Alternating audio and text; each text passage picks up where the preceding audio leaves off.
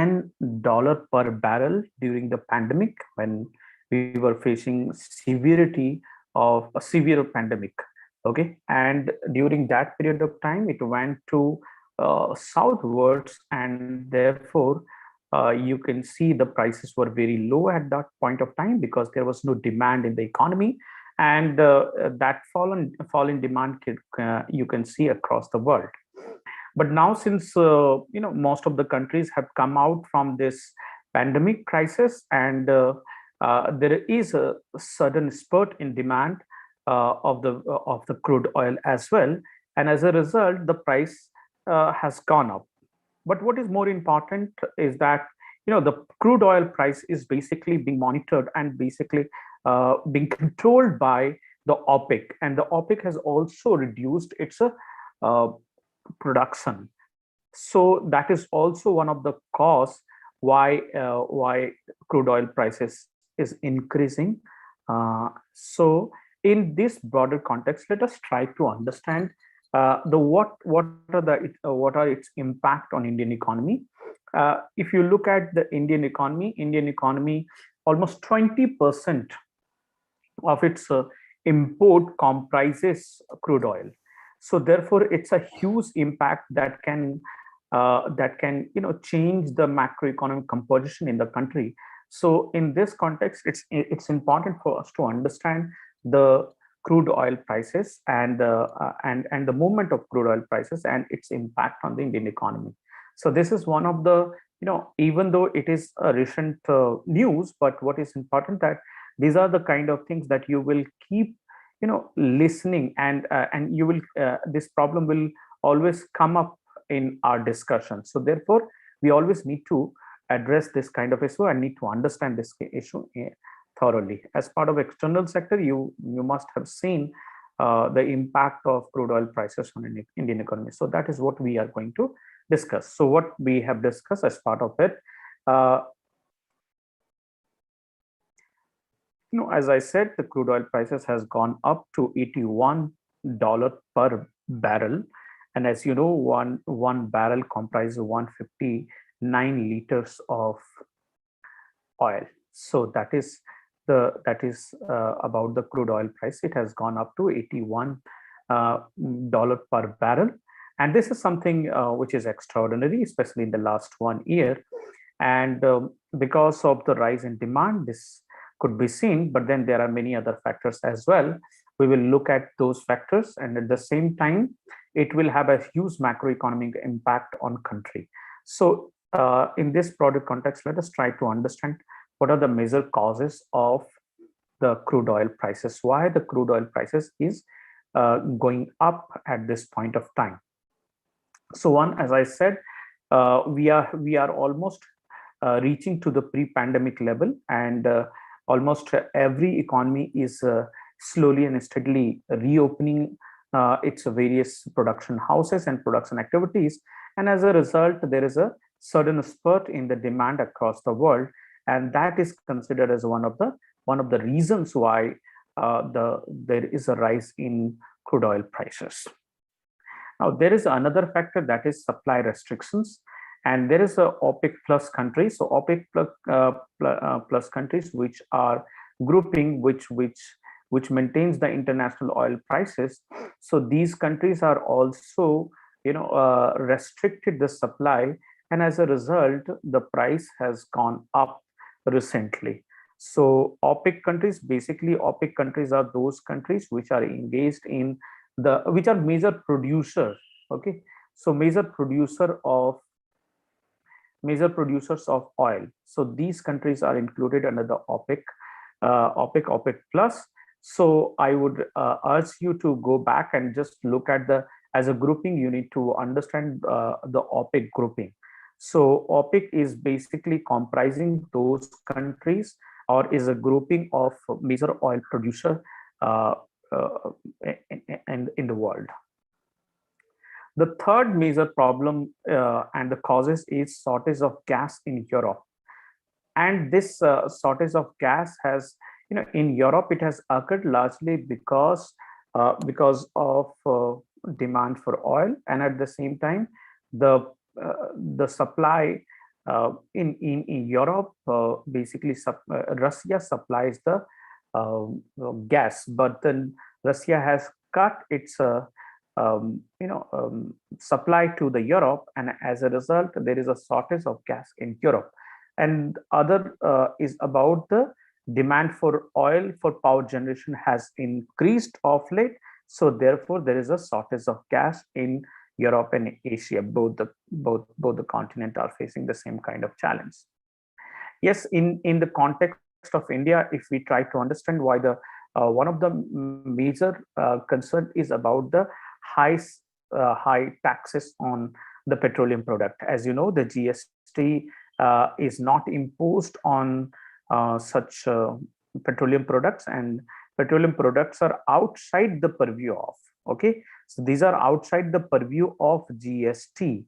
So therefore GST is not imposed, rather the customs duty and excise duties are still imposed on this one. Now the custom duties are imposed at the central level, and excise duties are also imposed at a central level. Apart from that, there are levy or cess has also been levied on the petroleum products. And then there are some if you look at the excise duty, that is also imposed by the states. So uh, a huge amount of taxes are collected. If you look at the almost 238% taxes have been imposed on the petroleum products. As a result, the price of the petroleum product in local economy has gone up. So this is a perennial problem. This is not a single uh, this is not the problem right now we are facing. We are facing this problem since 2014 as well, because the government has increased the rate at the customs duty and excise duty at a very high on the petroleum products. So that is one of the major concern why it has been we are facing such high prices, even though the cost has increased. But one of the major reason why we are facing such high price in the country is largely because of the higher taxes imposed by both central government and state government. Of course, the central government has imposed various taxes. At least we can see the central excise duty, central customs duty, and cess have been levied on these items. So as a result, the prices are high. Now, there is one question from Dharni: why fuel is not placed under Gsterism? A very good question. See, the one thing why GST it has not been placed under GST regime is that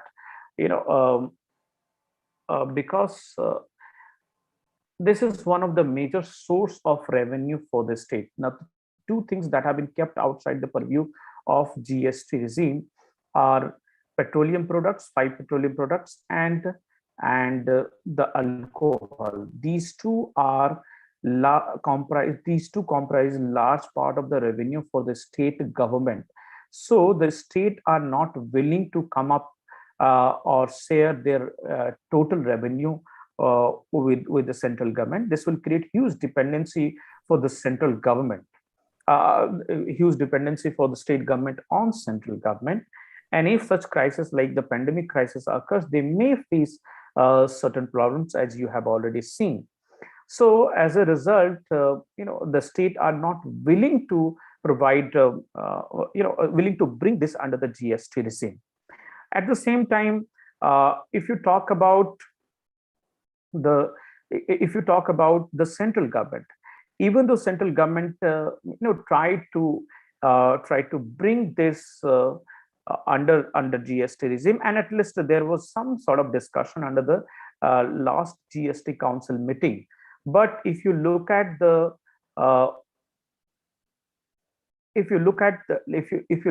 problem, the problem is about that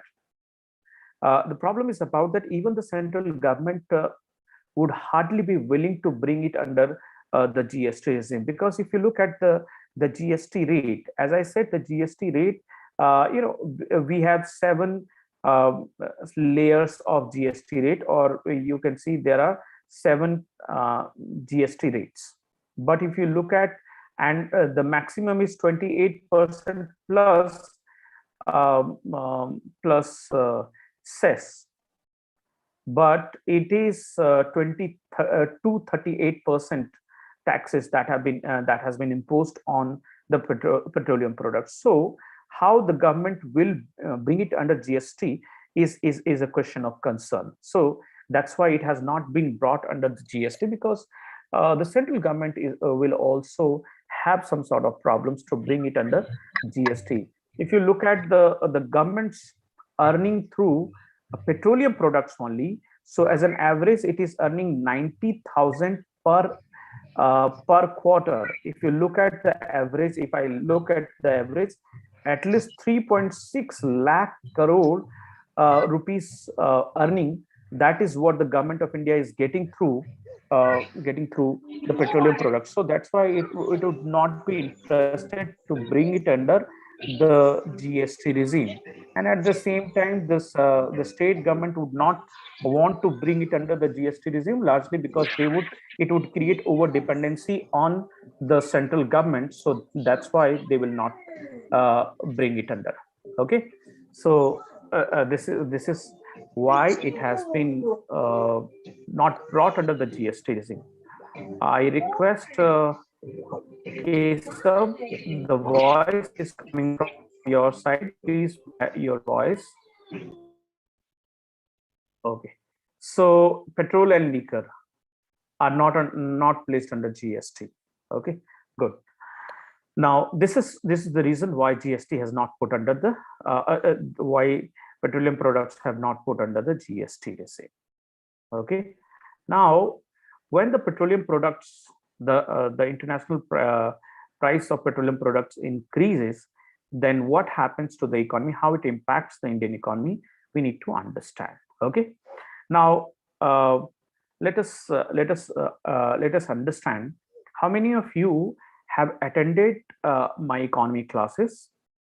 If anyone in this classroom or in this group have attended my class, can you please cite? Can you please tell me? Dharni has attended. Is there anyone who has not attended my classes? Please raise, because I've already discussed this as part of the external sector discussion, and I would believe that you will be able to understand it in an easy way. Okay, anyway, so let us discuss about okay, anyway, there's no issue with that. I just wanted to understand the students' composition, whether they have, yes, Dipanshu, there is no issue with that. Okay, let us discuss with this. Okay, so the first thing is about the impact. Now, how will it impact the economy? So it will impact the currency. Okay, so when the crude oil prices increases, it results into rise of inflation. So what happens when the price gets increased in the economy, or price gets increased? Since crude oil is one of the important component of every sectors in the economy, and everything, whatever or anything that we produce requires the support of petroleum product. As a result, the input cost of every industry will rise, and there will be over general inflation in the economy. So the general inflation, the price rise can be seen in the economy. So that results into a rising general inflation in the economy. And once the inflation increases in the economy, it results into currency depreciation. It results into currency depreciation. What does it mean? The currency will lose its value. Okay, the currency will lose its value against another currency. So this is the kind of relationship that you can see.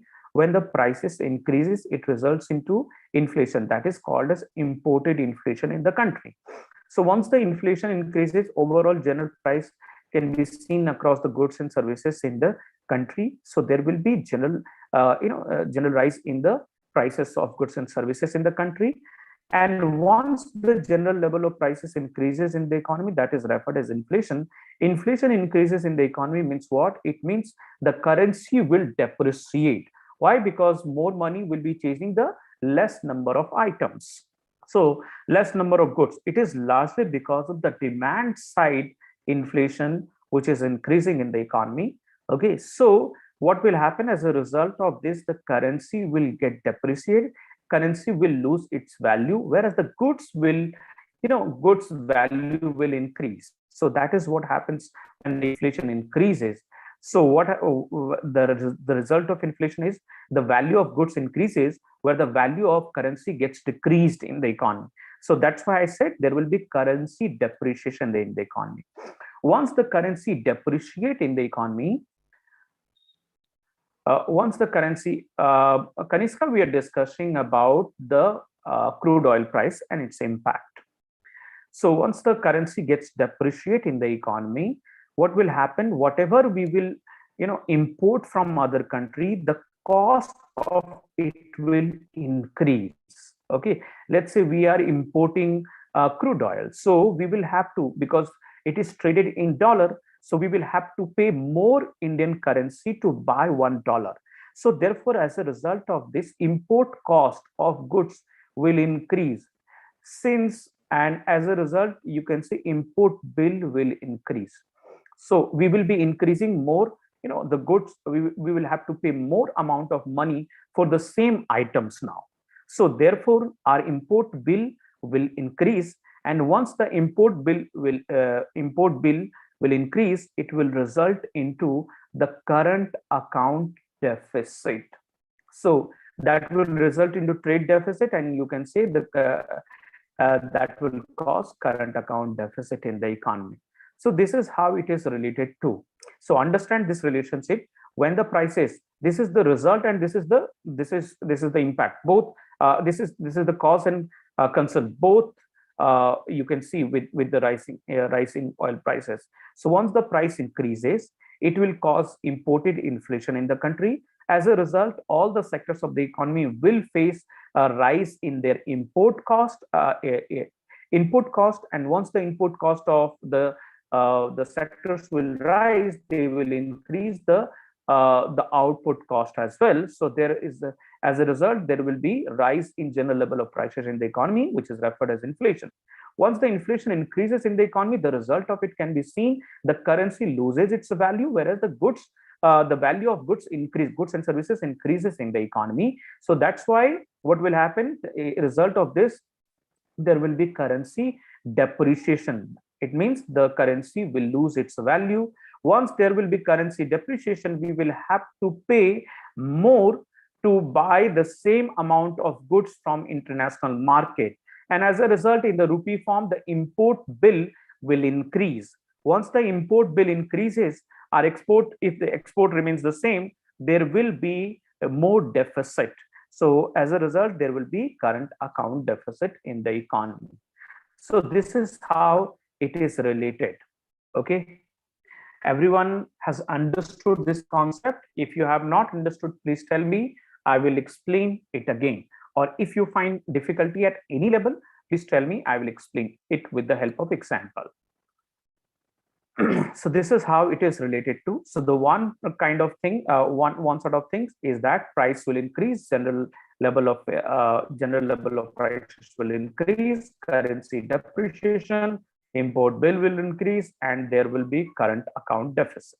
Okay, so the first thing, there will be impact on currency. Rising crude oil tends to depress the rupee, as India being a major importer of oil.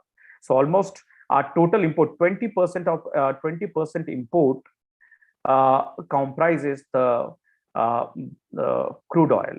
So crude oil comprises 20% of our import in the country. As a result, the import bill gets increased and current account deficit also gets increased in the economy.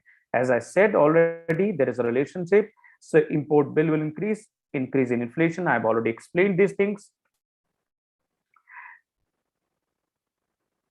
Okay, now the another sort of problems we will see. there will be impact on bonds. Okay, so another sort of arguments that you can see as a result of the crude oil price. Now we will again try to link this sort of relationship. So what is a kind of relationship? What happens as a result of inflation? Once the inflation increases in the economy, there will be pressure to increase the rate of interest in the economy. Okay, in order to control inflation and also in order to adjust the return for the investors. So the rate of interest gets increased in the economy. Rate of interest. So the central bank may increase the rate of interest. Once the rate of interest gets increased in the economy, it means the banks will borrow money at a higher interest rate. So therefore they will pass on the same thing, or they will provide loans to anyone that will be provided at a higher interest rate. So once the inflation increases, the rate of interest may increase, and once the rate of interest will increase, the banks will pass on the same things to you know to the government as well as the people. So what happens as a result of this? They will also provide loans. They will provide loans to the government at a higher interest rate. Okay, and once they provide loans to the government, they purchase the bonds. They purchase bonds. That is a kind of relationship.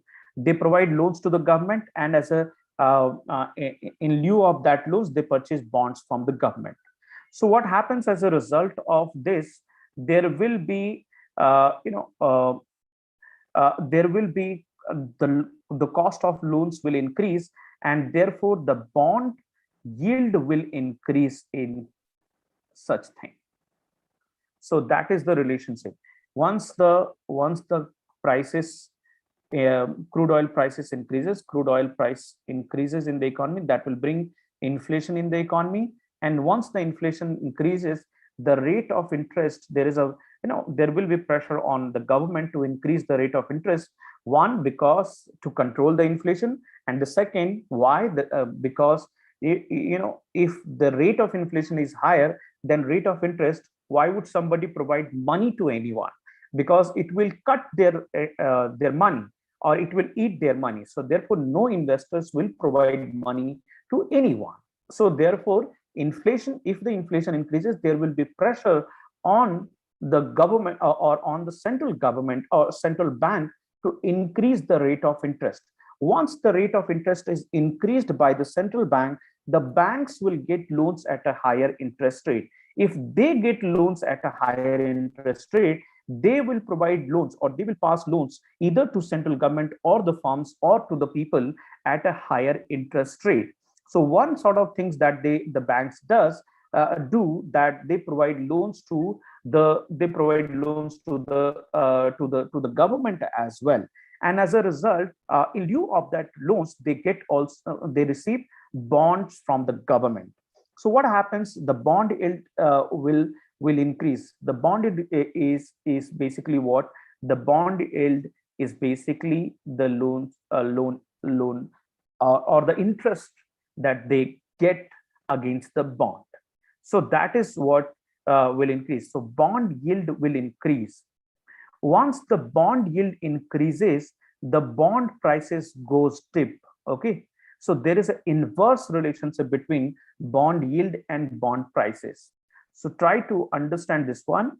So once the bond yield increases, the bond prices will decrease, and once the bond prices will decrease, the FII or any investors will fly away from your country. They will not invest in, and they will not buy the bonds. So the demand for bonds will decrease in the market. Demand for government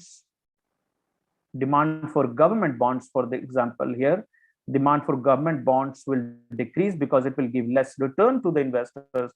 So therefore less FIIs will be in your country, And once the FII's contribution decreases in the economy, what happens? The share market. So the FIIs will start taking, they'll start taking money from the market, or getting the money from the market, and they will try to fly out from other countries. And as a result, you can see its impact on the share market as well. So as a result, they will withdraw money from the share market, and there is a chances that share market will go down. And the second, once the FIIs will reduce or withdraw money from the country, the result of this can be seen in the form of demand for dollar, or they will demand for dollar so that they can go back. So as a result, what will happen? Its impact can be seen in the depleting forex reserve as well. So the forex reserve will also come down. Okay, so this is another sort of relationship that you can see, and this will again create pressure on what? The currency depreciation. Here you can include this relationship as well, but from this side, if you understood, this will again create that kind of relationship. So what did I tell? So once the inflation increases, once the crude oil prices increases in the economy, it will lead to inflation. So inflation will increase in the economy. As a result, the central bank there will be pressure on central bank. There are pressure on the central bank to increase the rate of interest. So once if it increases the interest rate, as a result, the bond yield will increase, because the banks will pass loans at a higher interest rate to the government as well. So there is an inverse relationship between the bond yield and bond prices. So bond prices goes down, demand for bond will decrease, FIIs will withdraw money from the country, so their participation will reduce in the market, and as a result of this, you will see the supply of dollar reduces in the country, because there will be demand for dollar outside. Okay, there will be outflow of dollar from the country, and as a result, the forex reserve will decrease. And the second thing is that there will be impact on share market, because in share market there are three major participants. You can see one is DII, that is domestic institutional investor. Second is FII, that is foreign institutional investor, and third is the retail investor. So these are three kinds of investors that you can find in share market. So what will happen as a result of this? There will be impact on foreign institutional investors, and as a result, the share market will go down. Okay,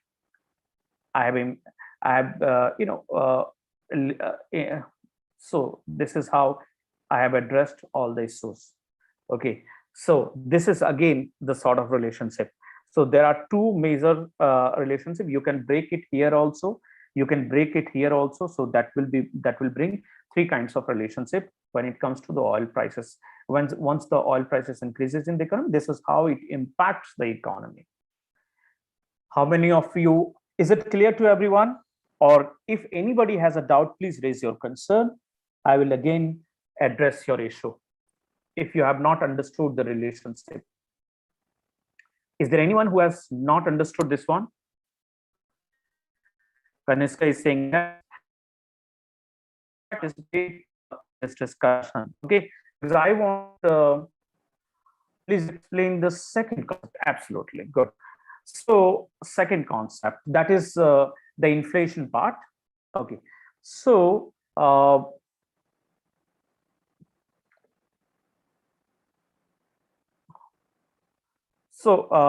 Chanchal, just try to focus on this one.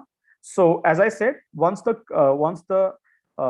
prices increases, the crude oil price increases, so it will bring what? It will bring inflation in the country. Why? Because there will be a price rise. Okay, whatever, because every factor requires the support of crude oil prices. So once the input cost increases, the output cost will increase. Once the output cost increases, the goods, the price of goods and services in the market will increase. So that is the relationship you have already understood. So this is relation.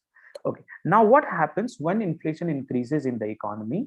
Okay, once the inflation increases in the economy, there is a one sort of relationship that you will see, that once the inflation increases, there is a pressure on the government to increase the rate of interest. Okay, why? Because once the inflation has increases, more money supply happens in the economy. So in order to bring that down, there will be pressure on the central bank to increase the interest rate. Right now, you just look at yesterday, there was a review by the monetary policy committee, and it has said because inflation is rising in the economy, so there is a pressure on the government to increase the rate of interest. However, or the central bank to increase the rate of interest. However, it has not gone to increase the rate of interest, as it believes that it will be able to control the inflation. But then there will be pressure. That is one side. Okay.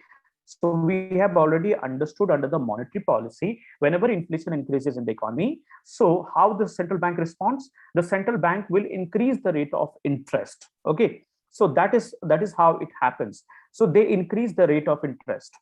If they do not increase the rate of interest, what will, and if the inflation persists over a period of time, what will happen? The investors will go away from your country. Why? Because let's say I am providing you money. Let's say, Chanchal, you think about, I am providing you money. I'm providing you 100 rupees. Okay. I have provided you 100 rupees. Now I am expecting you to return the money at a 5%. Okay. Let's say tomorrow you will give me back 105 rupees. Okay. Got that point, Chanchal? Once you return that money, 105 rupees you will return now. But there is an inflation in the economy. Let's say there is an inflation of 6% in the economy. Okay. So there is a 6% inflation. So what will happen? I would require, okay, let's say I was able to buy with this 100 rupees, I was able to buy 100 candle yesterday. But once the inflation increases, I will not be able to buy 100 candle with 105 rupees. Why? Because every candle, the price of candle has increased 6%. In the case, the price of one candle has gone up to 1.06 rupee. So therefore, I would require at least 106 rupees to buy 100 candles. So what will happen tomorrow? I will not be able to buy 100 candles with 105 rupees. I will be able to buy less than 100 candles. So as a result, it is eating, the inflation is eating my profits. So therefore, no investor will be willing to invest in a country. Let's say I have 100 rupees, and with this 100 rupees today, I can buy 100 candles. Got that point? Now, let's say I have given it to you at a 5% interest rate. Okay. Tomorrow you will return me 105 rupees. Okay. So at least if my ability should be to, buy what? At least 100 candles today with this.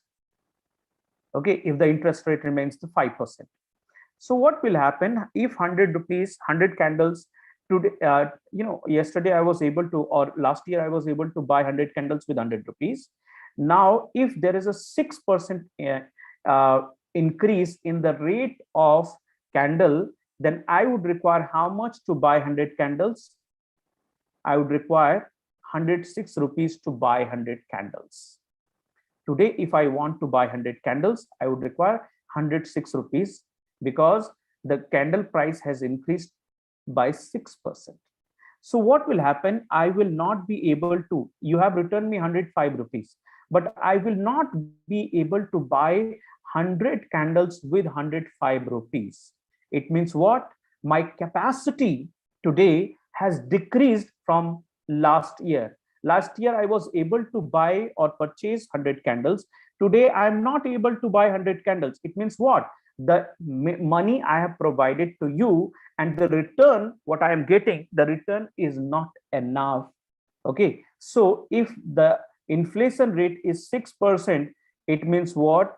If the inflation rate is higher than the interest rate, in that case, there is a negative outcome because I will not be able to purchase the similar amount of goods.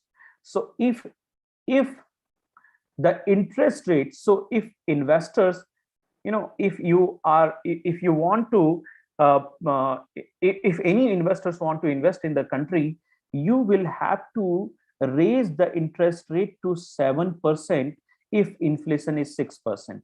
If inflation is 5%, you will have to increase it to 6%.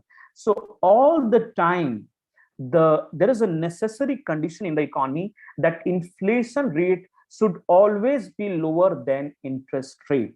Only then somebody will be willing to provide money, or somebody will be willing to lend money to someone. Otherwise, why will somebody lend money to anyone? Am I making clear to you, Chanchal? The classroom students will be able to understand it thoroughly because we have already discussed it. Okay.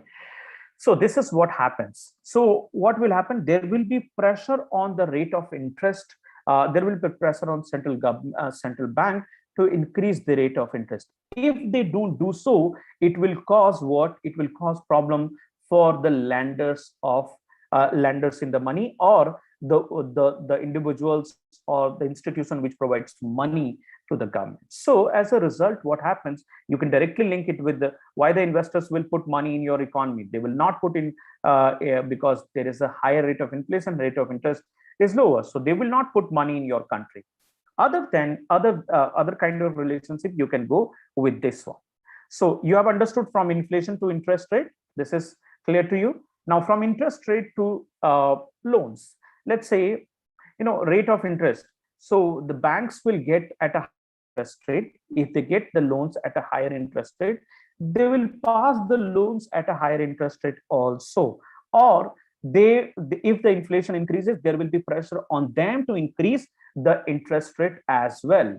Okay. So as a result, they will increase the loans. What the banks provide loans to everyone. They provide loans to the people, that is called household.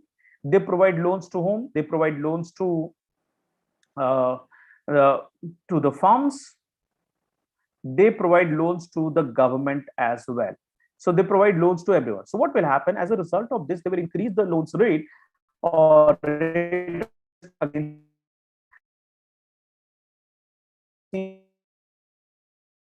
heard that of India requires, and the government of India has estimated that it will get at least 12 lakh crore rupees from the market. Okay, so they have already received 7 lakh crore rupees. They require another 5 lakh crore rupees in the next 6 months. So therefore, what will happen? The government of India, if the government of India take loans, so their loans, the cost of loans will increase. Okay, once the cost of loans increases, the deficit will increase, or you can say fiscal deficit will increase. That is one sort of relationship. There is another sort of relationship that you can see, the loans, once the loans increases, the bond yield, that is called as bond yield. Okay, so I would not specifically mention about this one. Just think about it, that the loan of the interest rate is known as so whenever the government of India takes loan from the central bank, or from the banks, it will issue bonds. So what will happen? They will get the bonds at a higher interest rate. They are getting money at a higher interest rate. So that is known as bond yield. So bond yield will increase. So there is an inverse relationship between bond yield and bond prices. Okay, so bond prices, once the bond yield increases, bond price will decrease, because less number of people will be buying for the bond. Okay, so the bond prices decreases. So once the bond prices decreases, let's say I am investing point of view.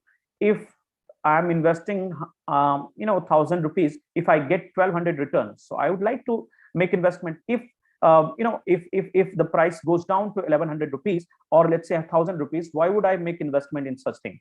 So therefore, what will happen once the bond prices goes down, the investors will show lack of interest.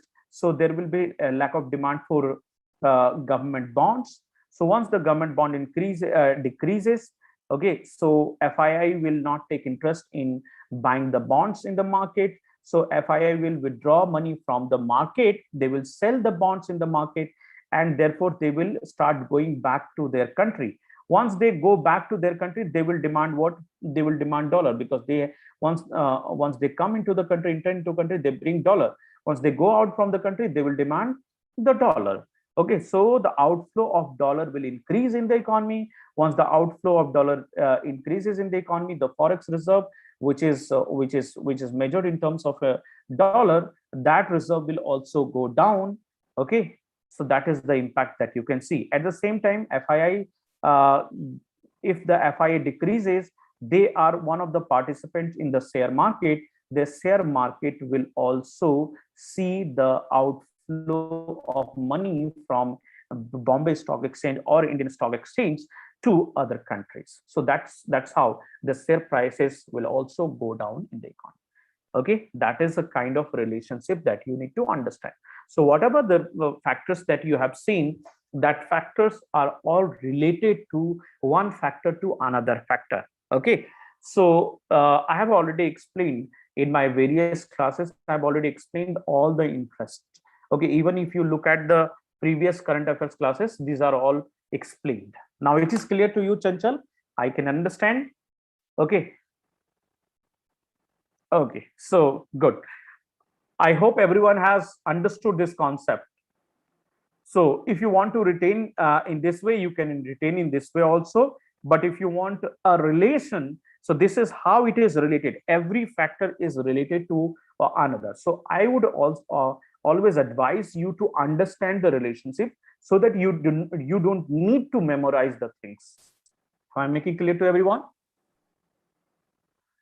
Okay, so I hope everyone has understood that how will it impact.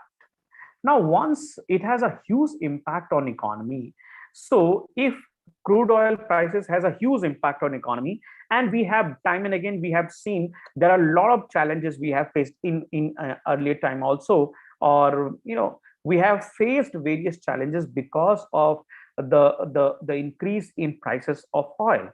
So what we will have to do, because India's balance of payment crisis in 1991 was also largely caused by the factor of this. Okay, once the prices increased in the increases, as a result there was a crisis in the economy. So this is a perennial problem in Indian economy. So therefore we need to focus on long-term solution to address this issue of oil prices, because unless until we address this issue, we will not be able to address this issue.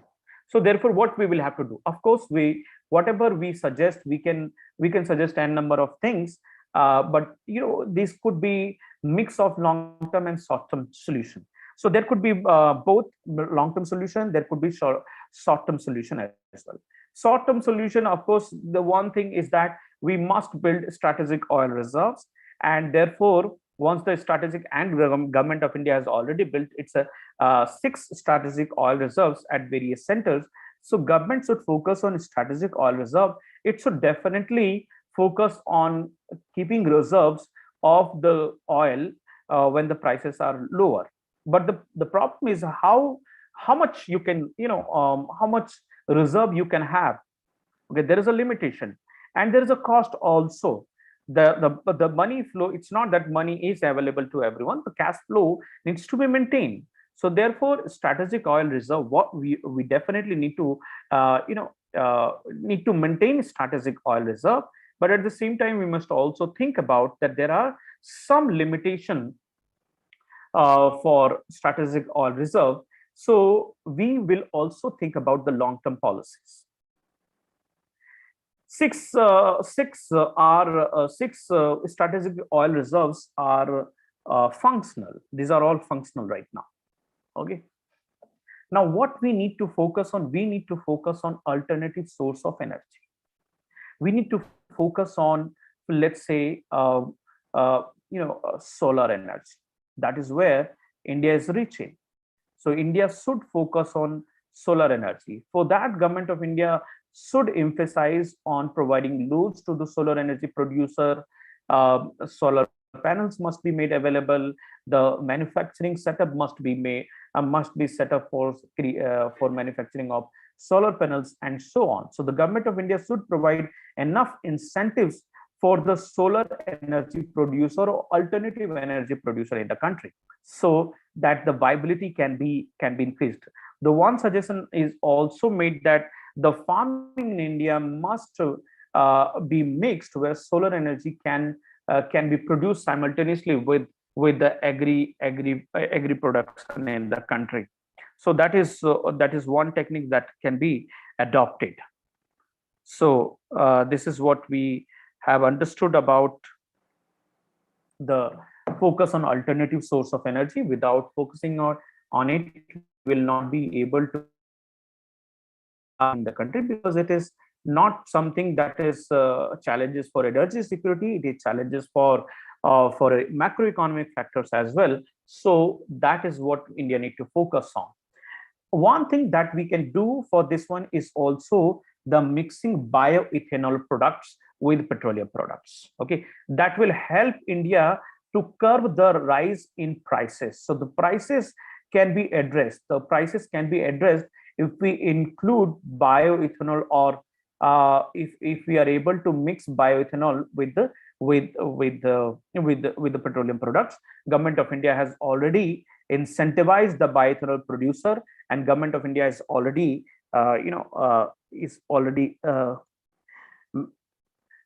suggested for mixing of bioethanol with the petroleum product. That must be speeded up. Absolutely, Justin. Absolutely. Because of this bioethanol, sugar price will also rise.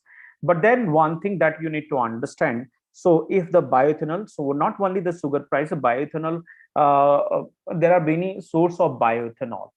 Okay, not only the sugarcane, but there are also other sources. We must focus on other sources as well.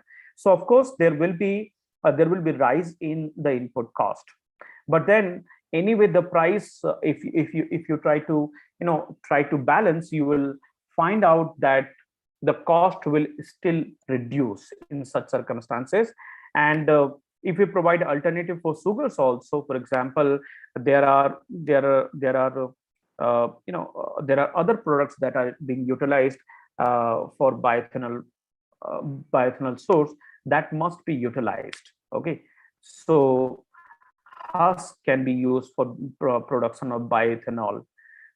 There are potato or corn can be utilized for production of bioethanol, and so on. So these must be promoted, and these are being promoted by the government. Okay, so that you will not see there are huge price rise in sugar as well. So that must be speeded up. Also, the central government and state government both should cut its duties on petrol and petroleum product. Okay, so the duty is at par with the 238%. That is a huge duty, and if you look at across the world, this is highest in India. So that must be reduced by the government. That is one. This is a short-term solution. The government should focus on alternative vehicle and public transport. That is one way to save fuel in the country. That is one, and that is more about the behavioral aspect of the government. So behavioral aspect of the people, that must also be emphasized on. But there should be, the solution must be mix of both long term and short term. There can be multiple suggestions as well. We should also focus on deep drilling in the country. We should also focus on alternative other source of energy as well. So these are all things that we need to focus on. There is no shortcut method. There's no short-term solution, but yes, of course, long-term solution, because this is a perennial problem in the economy. So we must think about the next 50 years. So how it is going to impact, what will be its impact on the various other factors. We have to think in the context of long term. So this is what we have discussed about the petroleum and the rise in petroleum product and the impact and its suggestion. Okay, if anybody has a doubt at any level, please raise your concern. Otherwise, we will move on to the next issue. So this is about the petroleum product. Another problem is also related to the energy crisis in the country, and we are facing the similar challenge. Anybody has a doubt or any comment that you want to make? If you don't want to make, so please, if you have understood, please say yes. If you have understood, please say yes.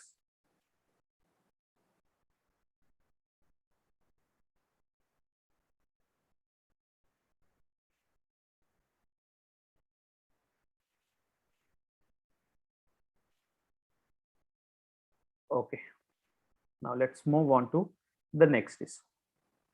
This is the recent issue.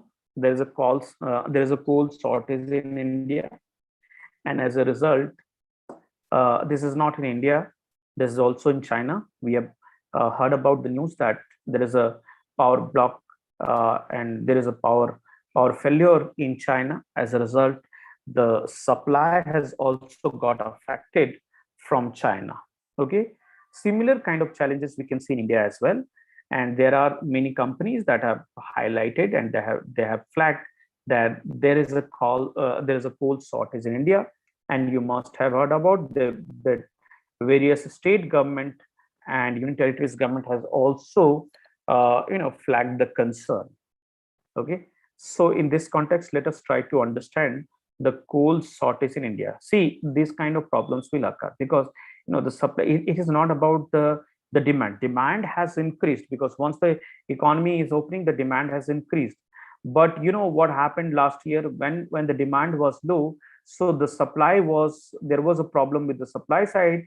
So because of that problem, okay, because of that supply side problem, okay, demand, there is a problem that has occurred of late. Okay, so that's also a sign that economy is recovering and there is a demand that is increasing in the economy. So therefore industrial production has started and so on. So it is giving a positive news about the economy as well.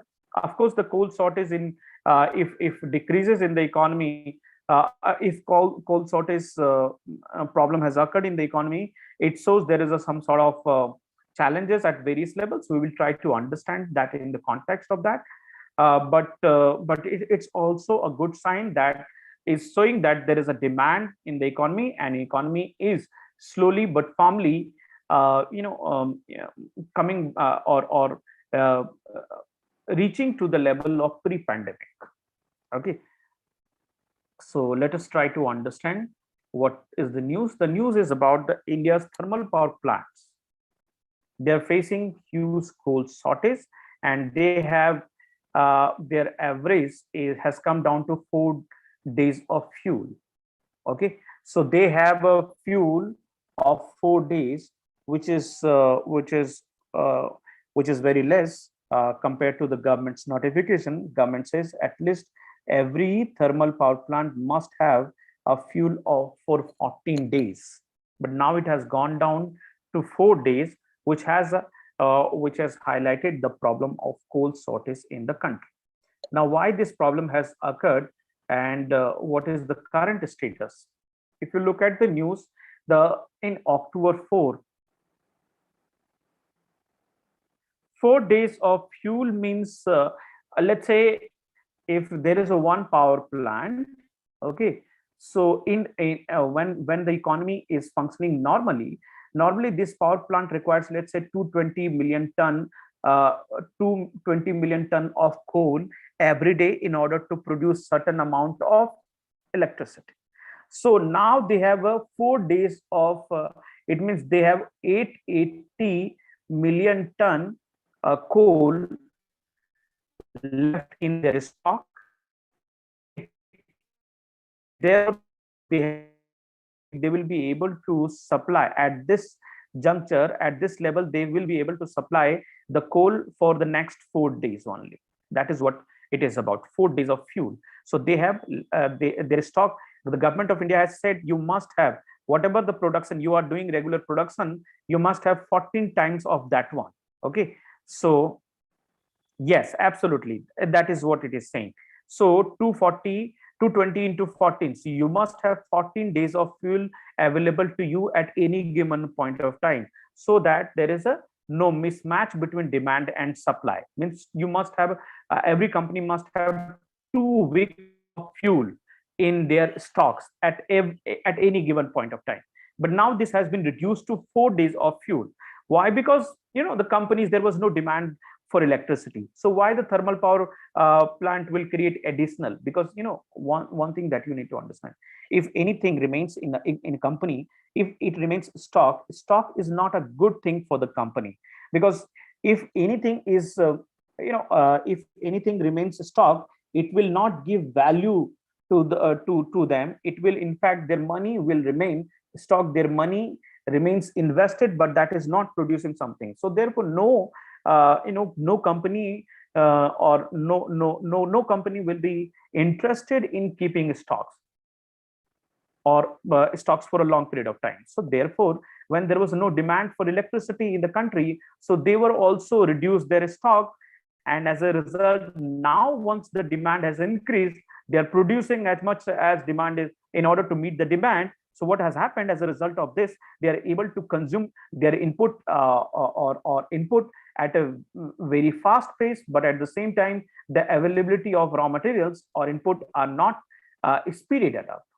And that's why this power crunch situation has occurred. So supply has not increased, whereas the supply of raw material for the company has not increased, but the supply of electricity, what they are selling, has increased.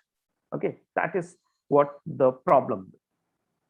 Now, if you look at the current status of coal on October 4, 16 thermal power plants with a generation capacity of 17,475 megawatts had 0 days of coal stock. That is some serious problem. And 45 thermal power plants had a coal capacity of 2 days. And overall average, if you look at that, average gone down to 4 days of coal stocks with them. And that is way below than the government norms. Government is suggesting about the 14 days worth of coal stock must have with every country, every company at any given point of time. So that is what the problem is. Okay. Now, the problem, because of this problem,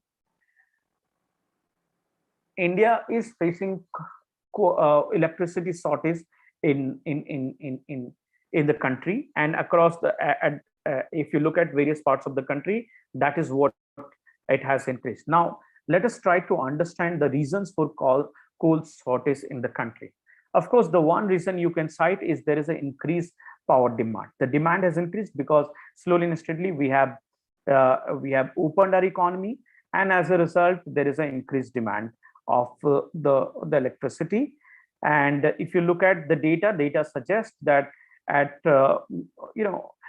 in August 2021, we are consuming 124 billion units of power every day, whereas into August 2019, we were able to consume only 106 billion units. So that was way below, because during that period of time we faced a problem, and that problem was basically because of pandemic. Okay, so now the demand has increased, and that's why there is a crunch. There is a supply side crunch, lower than normal stock accumulation, largely because the companies were not interested in having strong or having more stocks, and therefore it reduced. The second thing is that supply of raw material also decreased, largely because of the continuous rainfall in coal bearing areas. Especially if you look at the coal bearing areas, Jharkhand, West Bengal, Odisha, and Chhattisgarh, these regions are continuously facing rainfall, and therefore supply has got affected because of this natural problem. Okay, and that's why the supply side crunch has occurred. Another important factor is about the fall in imports. So there has been sharp fall in imports due to higher international prices. So the prices has also gone up in international market. The price of all goods and all the commodities have also gone up in international market. We have already seen the price of the mustard oil has increased. Similarly, price of right now we have just in price of the petroleum petroleum products has increased, and as a result of all these, the international prices of the coal has also increased. Okay, so that's why we have not imported. Another important factor, and that is the governance related, that is non-payment of coal dues. Okay, especially by the states such as Maharashtra, Rajasthan, Tamil Nadu, Uttar Pradesh, and Madhya Pradesh, and that has resulted into inadequate supplies of coal. Okay, so major the coal supply in India is largely done by the Coal India Limited. So now the Coal India, there are huge non-payment or huge dues that is there, and that's why the supply has decreased in the economy.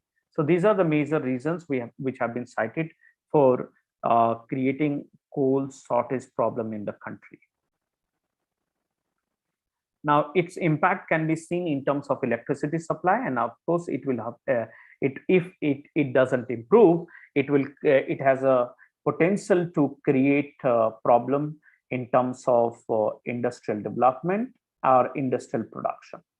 So the one thing is that it will hamper the production of electricity, because in India, the electricity India is 70% of electricity is still done from the coal. So we have a huge dependency on coal in terms of increasing the electricity or producing electricity in the country. So the one thing that you can see, once the supply gets decreased, the electricity production will also get decreased, and as a result, the industrial production may hamper in this process. Now, electricity is required by everyone, whether it is by household or by industry or by anyone. So therefore, it will hamper the production of goods and services at every places. Similarly, if you look at the energy infrastructure, so this can create problem for the energy infrastructure in the country and in the long term as well.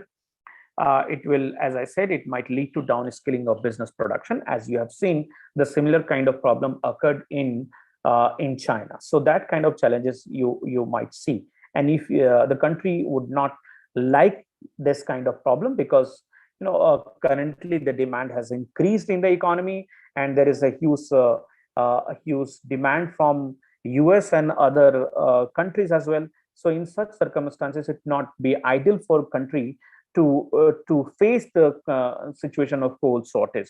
So therefore, in order to deal with this circumstances, we need to increase the production of coal in the country, and therefore the government of India has gone and it has made several efforts. So the Power Ministry has constituted a core management team to monitor and manage the fuel on daily basis. So that is one. The government of India has already made intervention. Recently, government has also announced the auction of 20 coal mines in next week. Okay, so next in 1 week, the government is going to auction 20 coal mines that will supply that will increase the supply of coal in the country. That is another sort of government intervention that you can see.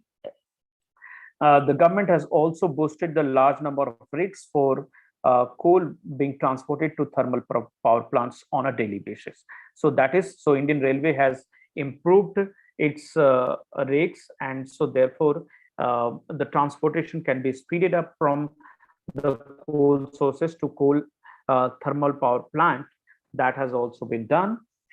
The government is pushing thermal power plants to captive coal mines to boost their coal output to meet their own demand. So captive coal mines is basically those coal mines which are which are being captive by the thermal power plants. So these are taken over by the same thermal power plants. For example, an NTPC is if NTPC is engaged in production of thermal power, so in that case it will also be engaged in the mining process of that one. That is what is known as captive coal mines.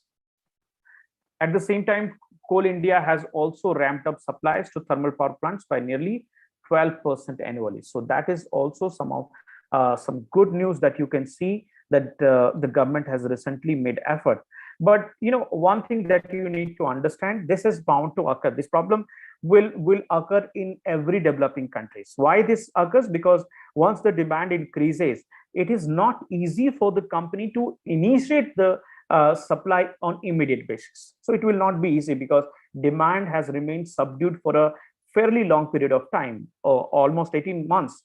So therefore, it is not easy for the companies or easy for the suppliers to speed up the process immediately. So it will require some times when the demand, the supply is able to match the demand. So this is bound to occur. It could have been visualized in a better way, that you can say that it could have been visualized in a better way, that whenever the economy will open, this kind of situation bound to occur. So in order to deal with this, we must have done we must have taken decision at an earlier level. Okay, so there is of course governance failure that you can see, because of that governance failure, because of lack of decision making and coordination, this problem has occurred. There is no problem with speeding up the process. There's no problem with the coal availability. These are there, but then the problem occurred largely because of lack of coordination and lack of visualization. So this is what we have understood about the coal shortage in the country. Now, what can be the way forward? So of course, there must be Coal India and NTPC can work together to raise the output from the mines, and at the same time, India needs to ramp up its imports, especially it needs to import from Australia. Australia has a huge stock of coal, so that India can also import from Australia. And recently, we have speeded up the process of free trade agreement with Australia, and especially we want to have. Anubhav, can you please mute your audio? Please mute your audio. Okay. So India needs to ramp up its import from the countries like Australia. Now, there must be advanced preparation and ensuring sufficient stocks ahead of monsoon is a well-known strategy. That is what we need to understand, that once the economy will bounce back, once there is a problem of supply side because of the monsoon, we should have strategized it in a better way, so that there is no mismatch between demand and supply of coal occurs. So that is what we require to recorrect the situation. So this is about the coal shortage in India, and this is about the way forward. Okay. Now then there is another sort of challenges that you can see. There is a third issue, that is India-China trade war. Okay. And I hope you are already following the India-China trade war. And this is not a new issue. It is already, this issue is already going on. And the issue has started way back in 2017-18 when a Trump administration decided to take action against China, especially when it faced challenges in terms of trade deficit. So this is a problem, and UPSC has already asked a question on this issue. So we will try to understand, but here in this article we will keep it very brief, and we'll try to restrict it in the context of India. Sorry, it is by mistake it has been written India-China. It must be US-China trade war. Extremely sorry for that. It's US-China trade war. India-China trade war, that is not the issue. Here, the issue is about the US-China trade war. So US-China trade war has occurred, and largely it is an ongoing process, and it has a huge impact on economy. So let us try to understand this, but we will go in very brief. But if you want to understand in detail, I will provide you one article I have written on this. And if you want clarity on any issue, we can also discuss in this process. Okay, so this trade and technology war. Now, earlier it was trade war. Okay, from trade war it went to currency war. From currency war it went to technology war. So these are all related to this one. Okay, and these are all, if you understand the geo-economic issue, these are very much related to everything that is that is happening between US and China, and very much related to this trade war and trade war, from trade war to currency war to technology war. Okay, technology war. Why? Because there is a race for controlling the future, and one who controls the technology will control the future. Okay, so therefore there is a race for technology, the race for technology between US and China. So both US and China wants to dominate the future, and that's why there is a technology war that is going on. Now, US has done what? US has imposed barriers on restriction on the Chinese companies. It has restricted the supply of various technology to Chinese companies, citing the reason that they are prototyping it, and there is a technology theft that is being done by the Chinese company. So that is what it is going on. So we will discuss in this context. So there is the trade and technology war between US and China, and that began in 2018. So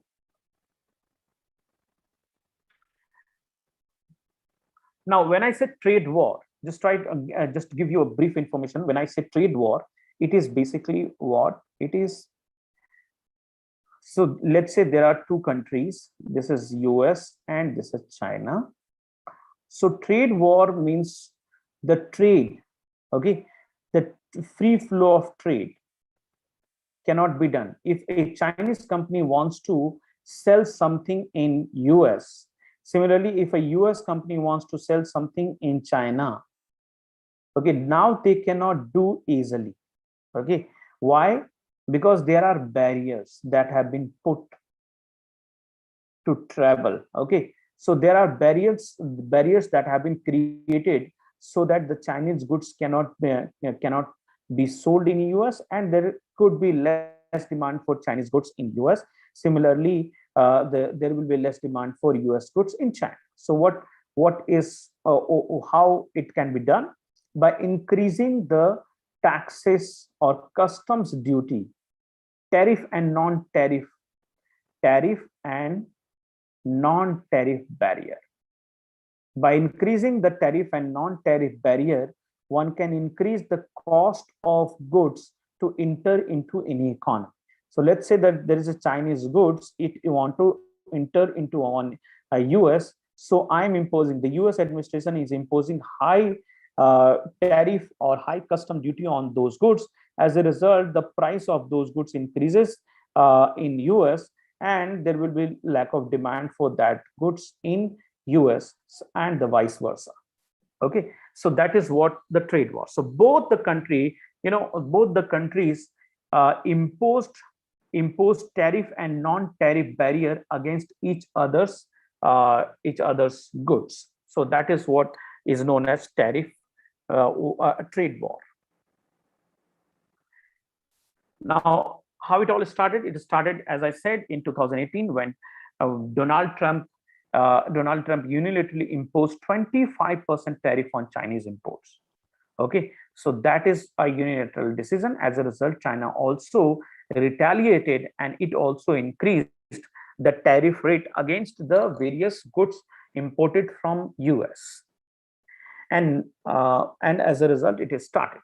Now, why US, why US is imposing such tariff or unfair trade tariff against China? It is largely because US is citing the reason that China is engaged in unfair trade practices and technology theft. So therefore, US is imposing this trade barrier. If you look at the WTO norms, the one of the principle of the WTO norms is to ensure the trade across the country. This is one of the objective of WTO. And in order to ensure the trade across the countries, the WTO norms suggest that every country, for a developing country, needs to reduce the tariff rate at a 35% interest, 36%.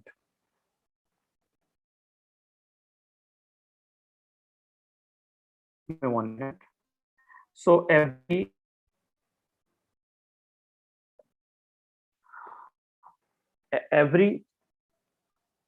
developing countries and developed country needs to reduce at a particular rate. So for developed countries, 36%, and for developing countries, it was 24%. So there was one thing, that is to reduce the tariff rate. And any country will not be engaged in unfair trade practices with other countries. So it means that no country can take unilateral decision against any other countries without having proper reasons. So every country will provide, every country will provide other country the status that the country, the trade practices can be done with that country.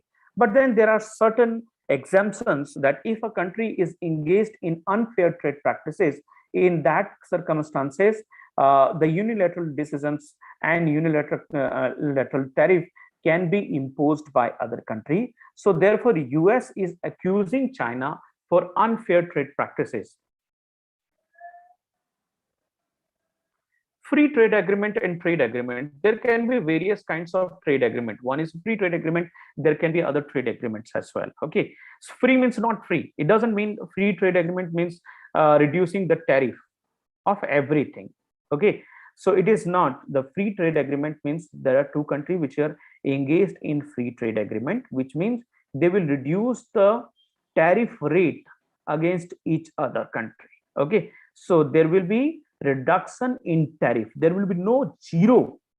There will be no zero tariff rate. There will be reduction in the tariff rate against each other's commodities. So there will, as a result of it, what will happen? There will be more market available to the product. Okay, and to the suppliers. And there is trade agreements. So there can be various kinds of trade agreements. One trade agreement can be in the form of, let's say, preferential trade agreement. There can be free trade agreement. There can be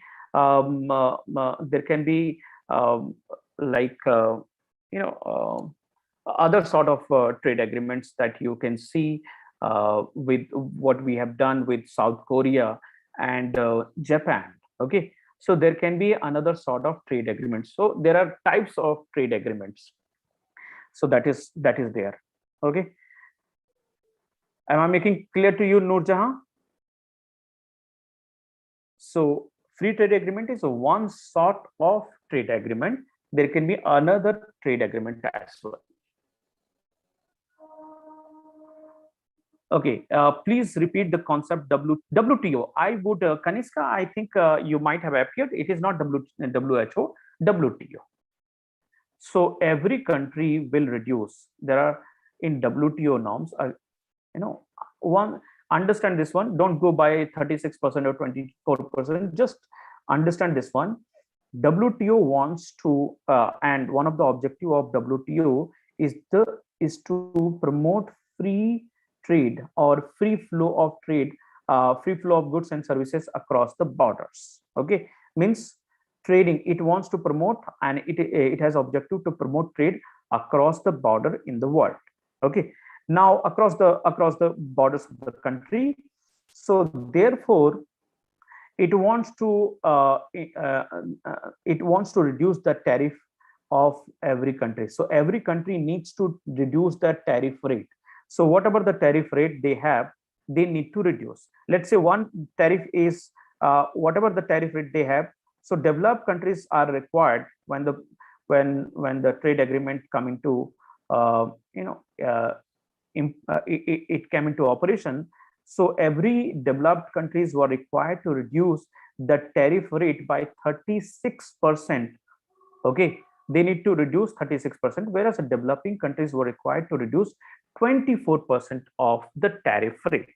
That is what. Once you reduce the tariff rate, only then there will be free flow of trade between the two countries. So that is there. Am I making clear to you? This has been addressed in the classroom program. Okay. Now, what?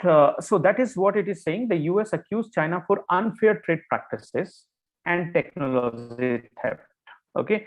Now, because why has taken this decision unilaterally? Because US is saying China is engaged in unfair trade practice. One of the accusation is that China is deliberately devaluing its currency, which gives its advantage in terms of exporting to other countries. So export competitiveness. The Chinese companies are able to achieve export competitiveness against the US companies, and as a result, they are able to export more items to US, and US is facing the problem of trade deficit.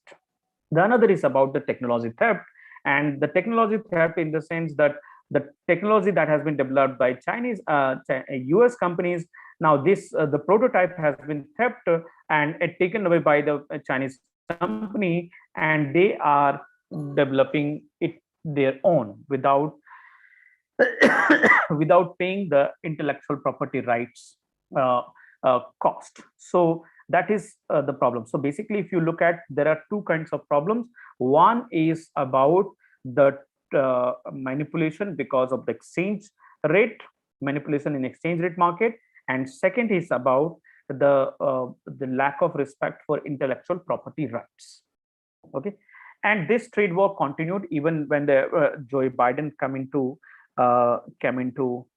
the administration. He also followed the same thing that has been started way back in during the Trump era.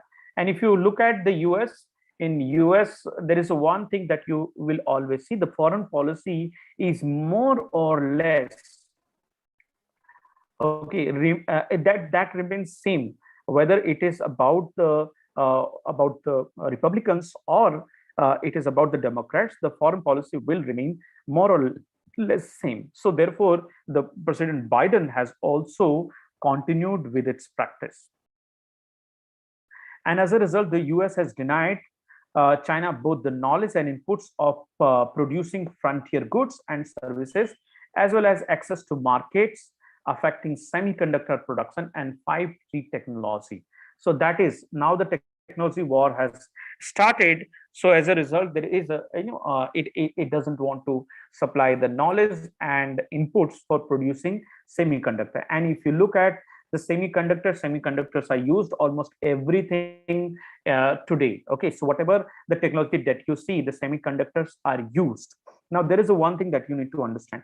In order to the technology know-how, US has a technology know-how to produce the semiconductor units, and also it has some inputs as well. Whereas China has also huge reserves for the input which is required to produce semiconductor production. For example, it requires various other inputs. So China is having the reserve of the materials and basically earth minerals which can be used for semiconductor production, whereas the US is rich in the semiconductor, rich in knowledge or know-how of the semiconductor production. So both are actually coming head to head, and therefore there is a sort of problem that has emerged now. Now, why the US? There are a lot of concerns the US has raised against China. One is, of course, about the trade deficit. Okay, but the problem is that even though trade deficit has increased at one point of time in 2016, it was $735 billion. Anyway, even despite those tariff, there is no reduction in the trade deficit. That is still continued.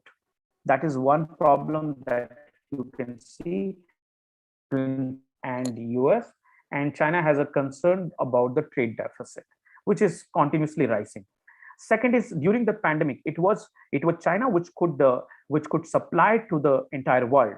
Okay, and as a result, even US, if you look at US data, and you will see even in 2021, despite that much of ban against or that much of tariff increase against the Chinese product, the import has continuously increased. There is another problem related to the high-tech imports.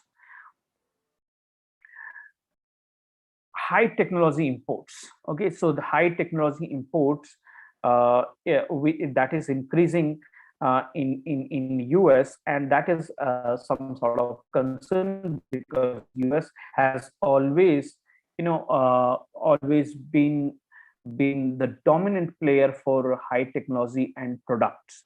So now if it has to import those high technology products from other countries, it will show the world that China is able to grow or able to export its technology items as well, and therefore there will be rise of China, and the next generation or fourth industrial revolution will be led by China. So that is another problem. There is a security fears also, and US has recently restricted China's access to semiconductor chips, and which is essential for 5G enabled smartphones. So, and especially which is required for all the kinds of production that is required to become a fourth industrial revolution in the world. So therefore, the semiconductor production is something that is at the core. Techno authorization, authoritarianism, that is another sort of sort of problems you can see between China and US. And US is accusing China to have techno authoritarianism, and as a result of it, it has banned and it has imposed restrictions on Chinese telecom giants such as JTE and Huawei as well. So you must have heard about Huawei. So Huawei is accused of engaging in espionage activities. So therefore, that is another sort of challenge that you can see between US and China. So one is trade deficit, that is started with the trade deficit. It has grown into technology war as well. So that is the figure that you can see, that the trade deficit, US trade deficit has continuously, trade balance has almost remains the same. That is, there is no significant decrease from the level of from the level of 2016. Okay, there is of course going down, but it has not gone down too much. So that is one you can see. So when it comes to the US, okay, US is importing 25, almost this level, and similarly it is exporting to $1.5 trillion worth of goods and services, and especially merchandise. So that is the status, and therefore the difference still remains the same. If you look at the difference at this level and difference at this level, that remains more or less same. So there is not significant decrease. Now, what implication it will have on both the countries? Okay, so one is that there will be, of course, there will be the risk when it comes to the economic territory, and especially the development of 5G technology and renewable energy solution. There will be challenges across the world. So that challenges and the problem can be seen across the world. It is not restricted to US and China, but the impact can be seen across the world as well. As you can see, it has not made a significant significant reduction in terms of US trade deficit. So therefore, raising the rate and continuously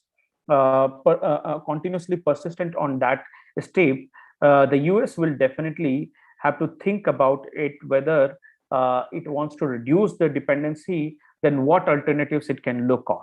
Okay, whether it definitely creates scope for India.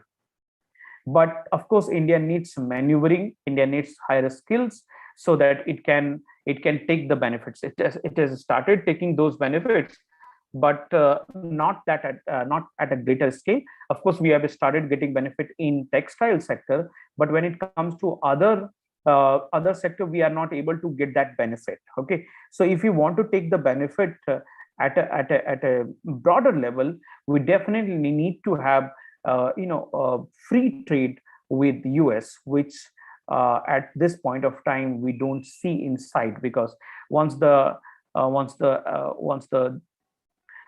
administration has gone, Trump administration has gone, the recent administration has not shown such interest. But India needs its maneuvering skills. India needs to have that skills so that it can negotiate and get some sort of waiver from US. Okay, so that is what requires if India had to get the benefit of this one. Another is about the macroeconomic process within the US. Okay, that were likely to generate trade deficit have to be looked upon rather than putting the blame on China. So of course there are issues within the US as well, and US will also have to think about the other issues. For example, the US has of course started. If you look at, there is a there is a depreciation of dollar. So currency depreciation is happening in US, and if you understand this in a broader context, this currency depreciation will of course help US and US companies to have edge over China, because their goods and their production will also get competitive and will become competitive against another currency. Because see, when the currency gets depreciated, its impact can be seen in the terms of export competitiveness. So once there will be depreciation in US, so its impact can be seen in the competitiveness of goods produced in US, and therefore there will be some sort of ease when it comes to the production of technology goods in US, and US will be able to able to supply the technology products across the world. So that is one step that has been taken by US, and that will in the long term definitely help US to get the control on the technology export to the world. So this is how it can be managed by US, and this is what it has been done. But what I have discussed, this is a very I have discussed this issue in very brief. I have written about the issue in greater length, and where you can understand that how India can get the benefit of this, and especially when the trade war occurred, how India can get benefit of this. So the one thing that you need to understand, if India has to get benefit of this US and China trade war, because the question will be always be asked in the context of India, because why do we need to read about the US China trade war? Because it may provide some sort of benefit to the country. So therefore we need to look at the fact that how it is going to impact India.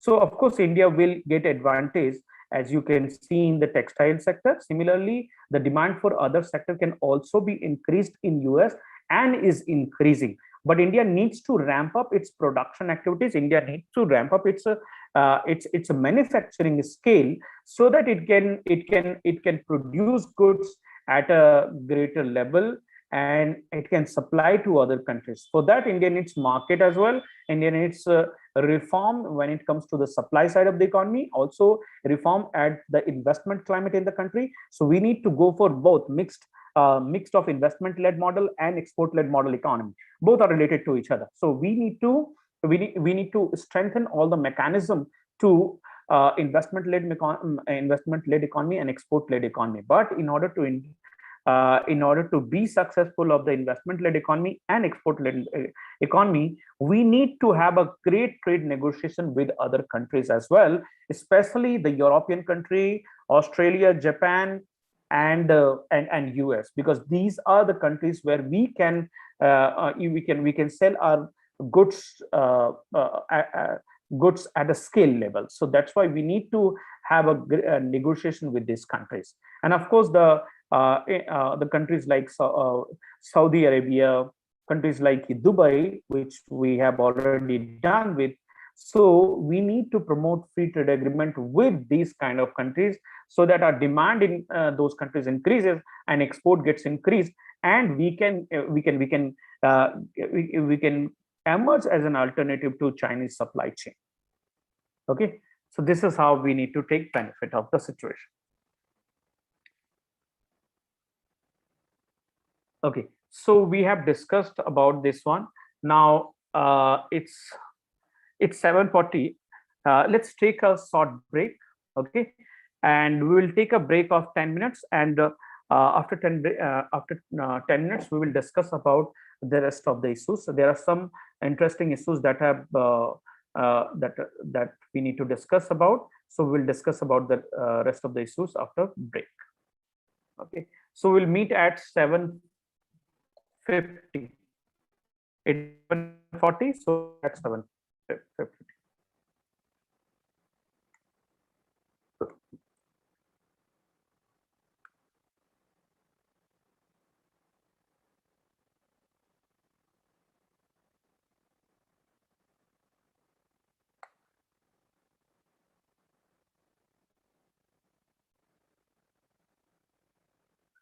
Absolutely, very good question has been asked by Dinesh Acharya. Let's take a break, and we'll start with this question. Good question, Dinesh. We'll discuss about this one. Let's take a break, and after break we'll start from this question.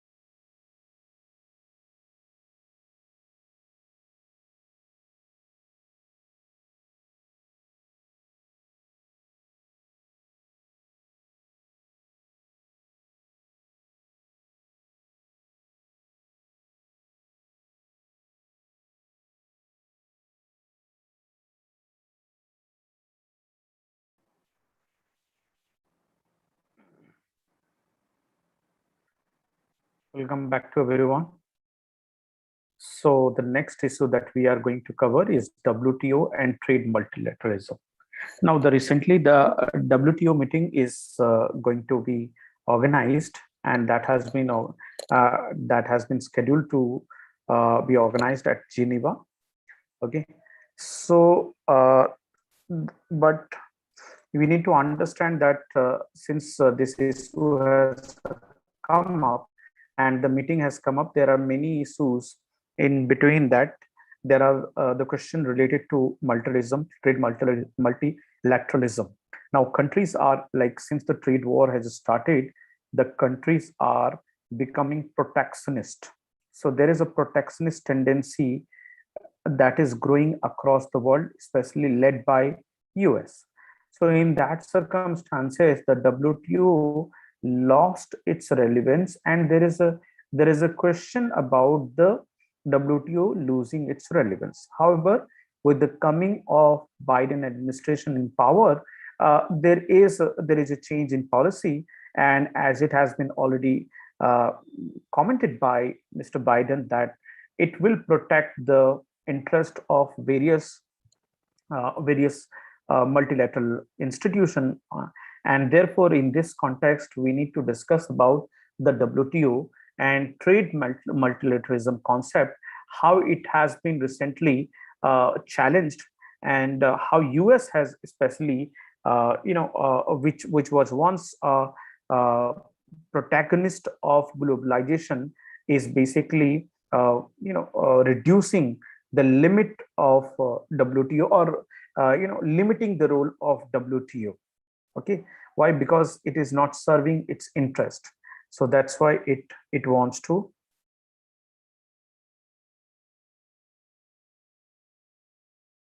It wants to. Okay, so am I audible to everyone? Am I audible to everyone?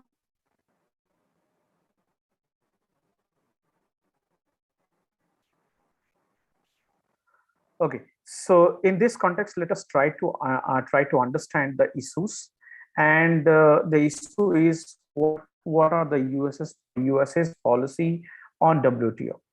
So WTO, because WTO is not serving the interest of US, so therefore US has lost its interest, and because USA is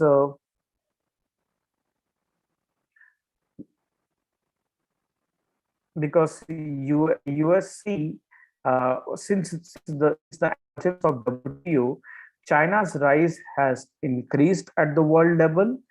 At the same time, it has a various disputes with US that has also gone up, whereas US is not able to increase its domination across the world. So therefore, US is now continuously engaged in obstructionist tendency and obstructionist policy at WTO, and the evidence of it can be seen in the form of the appellate body. It is not allowing the appellate body to function properly, because in WTO works on the principle of consensus. So every member must be agreed to do something. So therefore, US is continuously obstructing the appointment of appellate body members. So that's why it is creating problem. Now, it has also stalled the proposal of European Union to establish an alternative interim appellate arbitration mechanism. That has also been blocked by US. So basically, what is appellate body? Appellate body basically hears the various issues between the nations. So let's say there are conflict between US and China. So this issue at WTO is raised, and in one of the organization of WTO is and sub-organization of WTO is dispute settlement body. Now, this dispute settlement body has appellate body, and this appellate body will hear the cases of various disputes among the nations. So that is, if the appointment of that appellate body or the member of appellate body is appointed, they will hear the case of the various issues between US and China. So therefore, US has blocked its appointment. So that's why it has allowed it has not allowed WTO to function properly. Now, what is appellate body? As I said, it is composed of permanent members and appointed by WTO by members by consensus. That you need to understand. The WTO works on the principle of consensus, and therefore any country can create obstruction against the various decisions of the WTO. So that is where the problem is. So since 2018, US is continuously engaged, and US has continuously blocked the appellate body or functioning of the body. Now, this is not only one issue of the the WTO. There are many other issues that have come up for discussion during this discussion and during the general meeting. Okay, so during the next ministerial meeting, which is scheduled at Geneva. Now, remember, ministerial meeting is the highest decision making body at WTO. Okay, so for your reference, ministerial body or ministerial meeting is the highest decision making body at WTO. Okay, now let us go back and try to understand other challenges of WTO. Now, other challenge is about the public stockholding for food security.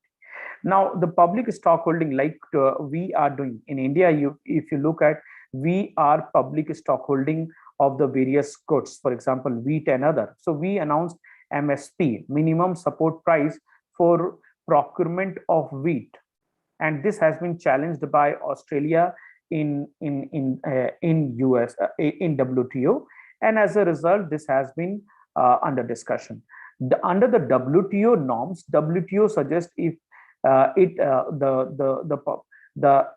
MSP provided by India is considered as a green box subsidy.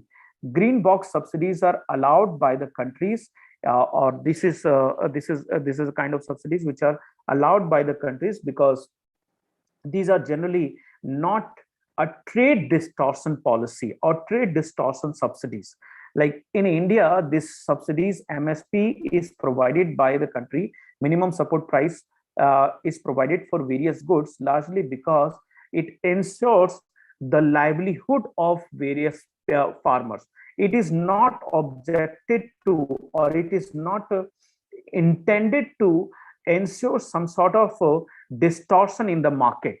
So in India, the public stockholding is done by the government, and government buys these goods on MSP largely because it ensures the livelihood of the farmers. This is not intended to distort the price. What does it mean? It means that public stockholding in India can be done only to ensure food security in the country, not for other purposes. Okay, it cannot be sold. Those stockholding which is done under the MSP cannot be sold in the open market as per the WTO rules. Why? Because it will distort the market, and any subsidies which distort the market must not be provided by the member countries. That is mentioned under the WTO rules. So here there is an issue, and that's why it has been challenged by Australia. In Australia and Canada, they both have challenged the MSP in WTO.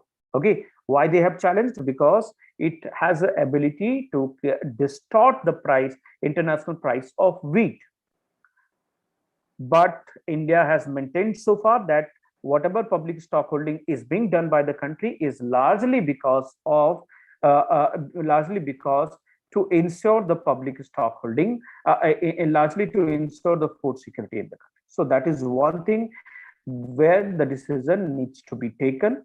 The second thing is about the waivers of trips. As I said, India is continuously demanding waiver for intellectual property rights. Okay, so the waiver should be provided. Generally, the TRIPS agreement, that under the trade related intellectual property rights agreement, there is some sort of waiver that can be provided when the exigency occurred at various levels. Similarly, during the pandemic, this problem has multiple dimensions. This problem is not restricted to one country. So therefore, India is continuously demanding that the vaccine, there should be no intellectual property right on the vaccine production, and therefore no obstacles must be created with regard to export of export of goods, export of vaccines which are not which are not respecting the intellectual property rights. So that is what that is the waiver that is India. That is what India is demanding, and also South Africa is demanding the same thing. There is also issue of irrational subsidies. So irrational subsidies, such as subsidies to the fisherman. So there are many countries where subsidies are provided to the fisherman, and this creates trade distortion with respect to the fishing market in the country. So therefore, there is a need for regulation of these kind of subsidies. There is another form of challenges that you can see at WTO is about the mega plurilateral trade agreement. So there are a lot of the trade agreements that are being developed. And for example, there is one trade agreement that is known as Comprehensive and Progressive Agreement for Trans-Pacific Partnership. And similarly, there is a Regional Comprehensive Economic Partnership Agreement. So these kind of agreements will create and may have ability to challenge the WTO, because WTO aims to ensure free flow of goods and services across the world. Whereas these plurilateral trade agreements might hamper the participation of other countries at the cost of their own participation. For example, RCEP will allow the trading of goods and services among the countries, but it will exclude the non-member participation, non-member of the blocks. So they will not be able to get benefit. Similarly, TPP also aim to ensure it will exclude China. So therefore, China will not be able to access this market, whereas America will be able to access this market. So these kind of plurilateral trade agreements will not serve the purpose of WTO, and that is what the challenges of WTO, and WTO is facing recently these challenges. So the question can be asked about the challenges faced by WTO in recent times. So these are major 5 challenges. One is about the appointment of appellate body, which has been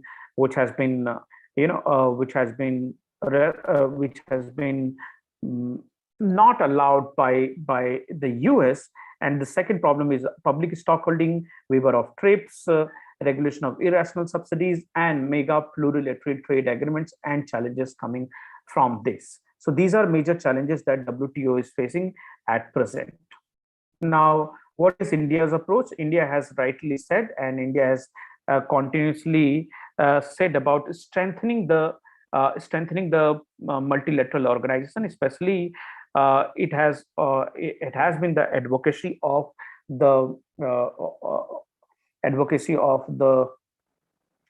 globalization. So globalization, these agencies are promoting globalization. So it has maintained that it will insist on rule-based global order, especially in terms of trade.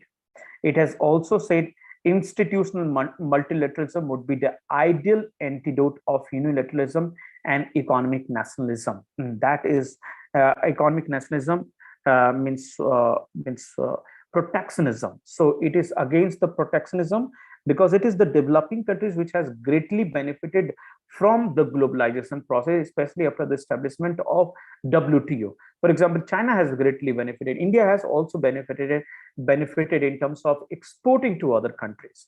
So these are the benefits that you can see. WTO is the only forum where developing countries like India can push for evolving an inclusive global trading order. So India has maintained that there is a need to strengthen the WTO. There is a need to have a rule-based trading global order. That is what India is emphasizing on, and WTO is also emphasized on rule-based global order. So that is what India maintains so far. So this is with respect to the WTO that issues have come up, and these issues might be addressed in the upcoming general ministerial meeting, which is scheduled at Geneva. So next is consultative document on regulation of microfinance. So it is important for us to understand the key proposals of consultative mechanism. Okay, so this is about the microfinance. So let us try to understand what is, first of all, this a consultative document on regulation of microfinance. You need to the question can be asked in prelims examination: which of the following agencies is which of the following agencies is which of the following agencies releases the consultative documents on regulation of microfinance? So that can be one question in prelims examination. Okay, so you need to understand it is RBI which releases such document, and RBI has recently released consultative documents on regulation of microfinance. You must have heard about there is a lot of issue with related to microfinance. Okay, and there is a lot of hue and cry over the regulation of microfinance and over the especially over the interest rate charged by the microfinance. In some cases, the interest rate charged by microfinance is as high as 99%, which is a way of exploitation of the people. So therefore, it has been flagged by the various agencies that the microfinance institution needs to be regulated in the country. So in order to regulate the microfinance in the country, the RBI has recently released a consultative documents on regulation of microfinance. So it aims to reassess the priorities of the sector. Now, in this context, let us try to understand what is microfinance. It is microfinance is a microfinance. It's a small finance, okay, that is provided by the various institutions. For example, SHGs. There are SHG agencies which are also providing microfinance to the people in rural areas or people or the low-income households. So the people who have no access to the banks, they can get loan in the form of microfinance. So there are many institutions, they get microfinance. In India, basically all loans that are below the 1 lakh rupees are considered as a micro loans or microfinance. So based on the recommendation of Maligram Committee, RBI introduced a comprehensive regulatory framework for non-banking financial companies and microfinance institution in 2011. So but again, this has been announced by the recommendation has been made, and RBI has introduced a comprehensive regulatory framework, but its implementation is still not so great. So that is what we can see in terms of challenges. Now, what are the key proposals of the document? So the document has made various key proposals. So one is a common definition has been common definition needs to give about the microfinance institution. So what kind of income, okay, what kind of lending will be considered as microfinance?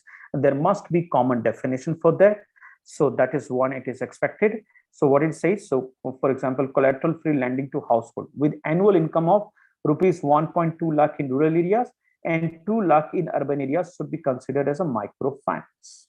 Okay, so microfinance Collateral free lending up to 2 lakh rupees in urban areas and collateral free lending up to 1.25 lakh rupees in rural area must be considered as a microfinance.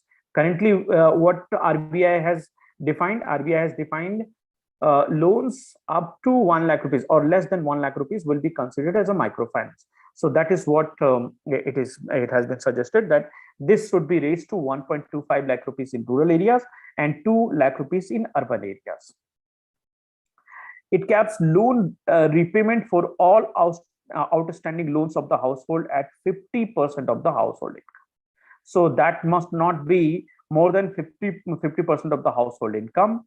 All regulate entities to have a board approved policy. So it is trying to regulate, it is trying to strengthen the corporate governance in microfinance institution, and therefore it is suggesting that there must be all entities must have a board approved policies.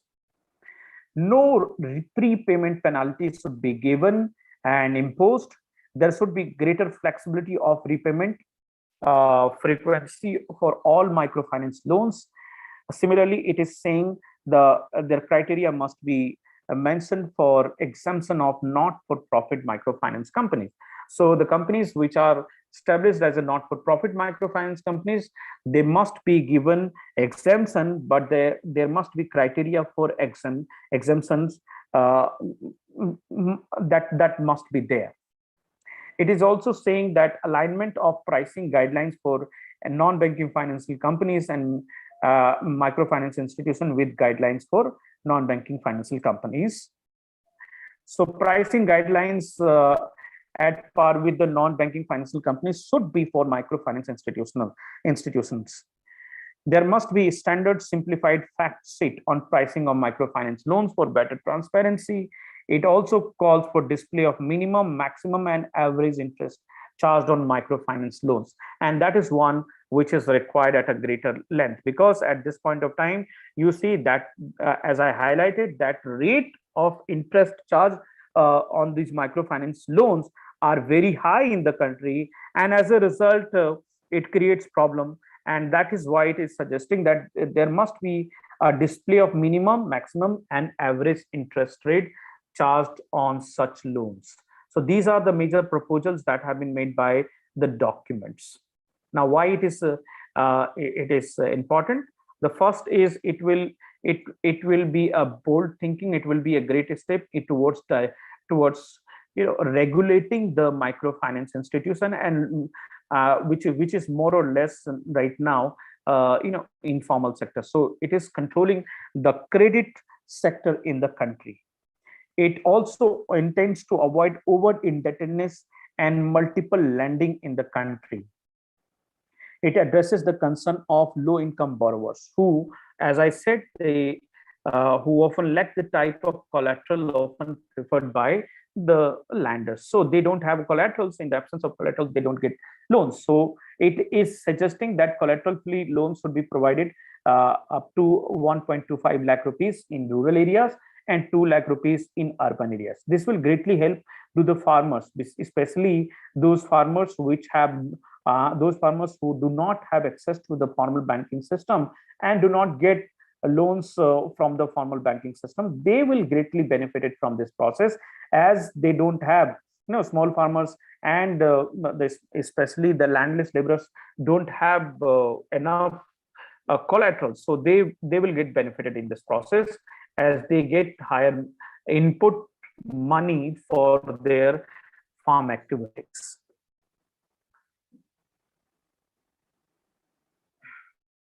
Now, challenges, of course, low-income household have seasonal and volatile incomes, and especially regards to return. Repayment is something that is a challenging task. So when it comes to the repayment,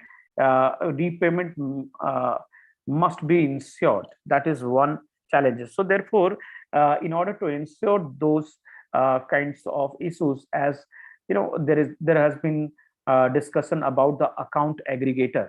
So account aggregation system and technology must be used to understand the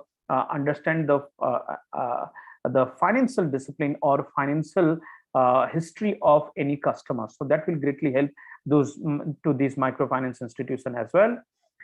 it is difficult to separate the household's personal expenses from that of their occupational pursuits. So that is one thing, and that's why it is extremely difficult to decide that the 50%, as it has been suggested by the documents.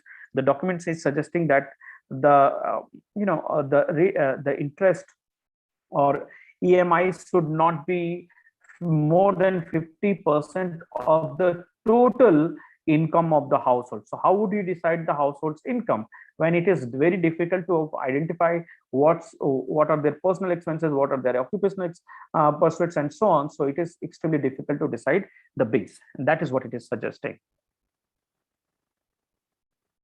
So these how this can be this challenge can be addressed. In order to understand the base of the various people, we need to understand the challenges in a better way. So it has been suggested that structured survey based approach could be used to assess households expenses, their debt position, and income from various sources of occupation. So structured survey based approach should be adopted. There must be a template based approach where various templates for different categories of household could be used. For example, the location, occupation types, family characters, in order to understand the fiscal discipline, or you can say, in order to understand the financial discipline and financial history of one individual, we need to have a better survey and template based approach. There could be a centralized database that must be created in order to collect and maintain households income, and that must be maintain uniformity, and that will also bring uniformity in data collection. Technology, as I said, Aadhaar can be used in order to understand the cash flows and repayment capacity.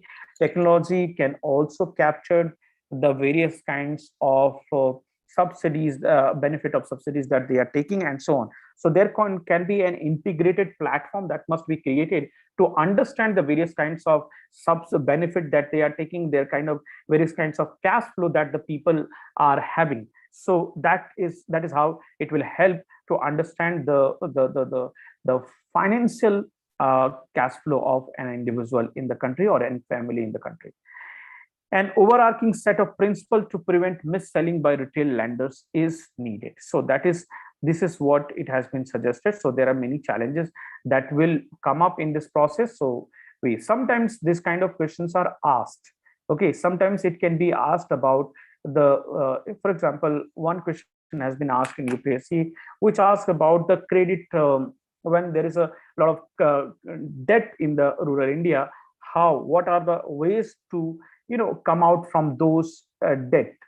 Okay, so there was a survey done by an agency, and which is of course done by the RBI. So an agency created a survey, and based on the finding of survey, that question was asked in UPSC mains examination. So sometimes the finding of the documents or the comments of the documents are also asked in the examination in some way or the other. So that will help you to understand this or make suggestions regarding this one. So in this context, such question can be important for you. So that is about Swachh Bharat Abhiyan. Will not discuss. There is a United Nations Food System Summit. Okay, so that is one very brief I will discuss about the United Nations Food System Summit. So this is a summit which was organized in New York, USA, and this summit was basically focusing on and emphasizing on strengthening the food system summit in the country.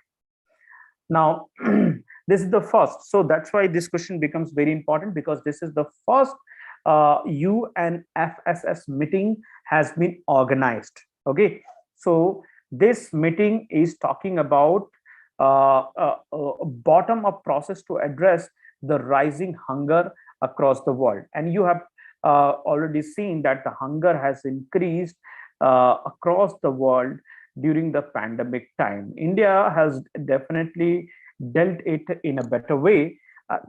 and therefore it has a lessons for the world. But in general, the world has seen the rise of hunger crisis and the rising of hunger across the world during the pandemic. So in such circumstances, the question becomes very pertinent and the suggestions become very pertinent for UPSC students as well. So what the summit was talking about, so it says the global food systems are in a state of crisis, affecting almost 811 million people in the world who go to bed hungry each night. So that is one question, that hunger is still prevalent across the world, and that is what it has commented. So there is a crisis. There is a hunger crisis across the world. So in this context, let us just understand what is global food system. It is a network that are needed to produce and transform food, ensure it reaches to consumers, and paths that food travels from production to plate. So this is basically a network which ensures the production, production of food happens, and it ensures that it is reaching to the plate of the people. In this meeting, the statement of action emerging from the summit support the global call to build back better after the COVID-19 pandemic. Especially the hunger has increased during the COVID-19 pandemic. So it is talking about that we need to go back and we need to increase the support across the various countries where the hunger can be challenged effectively. It has identified five action tracks. It wants to ensure access to safe and nutritious food for all. That is one of the important component of food security. So nutritious and safe food for everyone. So that is one. Absorption. Okay. So one of the four pillars of food security is absorption, and that is talking about safe and nutritious food for all. It also aims to shift to sustainable consumption pattern. So therefore, sustainable agriculture, it is emphasizing on sustainable agriculture practices across the world. It also aims to boost the nature positive production, advance equitable livelihoods for the people, and at the same time build resilience to vulnerabilities, shocks, and stress. So these are the five tracks or five theme which has been emphasized in this summit. So providing absorption, that is safe and nutritious food, adopting sustainable consumption pattern, nature positive production, ensuring equitable livelihoods for everyone, and build resilience to vulnerabilities, shocks, and stress, because such stress and shocks will emerge more frequently, especially when we are witnessing an unprecedented climate change across the world. Now, in this context, India's effort has been widely recognized in this summit, and let us try to understand how India has ensured its food security. If you look at the four, the pillars of food security, India has ensured all the four pillars of food security, whether it is about the absorption of food security, availability of food security, food items, affordability of food items, and ensuring access to food items. So India has ensured all the pillars. India has met all the pillars. So what are the steps that India has taken with respect to ensuring food security that that we need to discuss, and that has been widely recognized in this summit? So if you look at India's chronic food shortage, we have a history of chronic food shortage, and so what we have done in order to ensure food shortage, in order to deal with the food shortage, we have created a food system in the country, and this food system starts with the production to the plate. So in terms of production, we have gone to land reforms. We have also ensured public investment in agriculture. We have set up institutional infrastructure such as FCI, We have set up a huge food distribution system. That is, there is a public support, there is intervention in agriculture market and agriculture research and extension. So we have made intervention at various levels. Okay, so if you look at the period between 91 to 2005, India has also gone for diversification of agriculture. So beyond the major crops that we were producing, we have also emphasized on diversification of agriculture. We have included horticulture production. We've also emphasized on agriculture-allied activities such as dairy farming, animal husbandry, and fishery sector. So food production, along with the major crops, production of major crops through agriculture revolution, various agriculture revolution. We have also introduced various revolution in the production of dairy, animal husbandry, and fishery sectors. So for example, we have launched blue revolution for fishery production. We have launched pink revolution for poultry production. We have launched white revolution for dairy production in the country. So we have introduced diversification of agriculture in the country. Apart from that, we also elements of nutritional health, food safety and standards, and sustainability. If we look at the intervention made by the government in terms of ensuring food security and food availability to the people, we have ensured National Food Security Act 2013, and which was implemented since 2000, which have been implemented since 2014. So under the Food Security Act, we have ensured there is a legal provision for access to the food. Now, access to food in the country is a fundamental right for everyone under the National Food Security Act.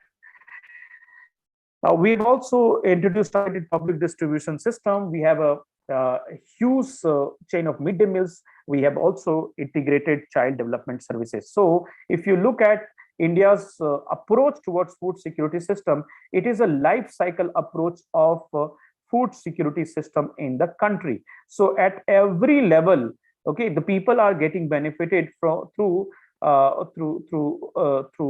the government's intervention. So the food access is ensured at every level in the country.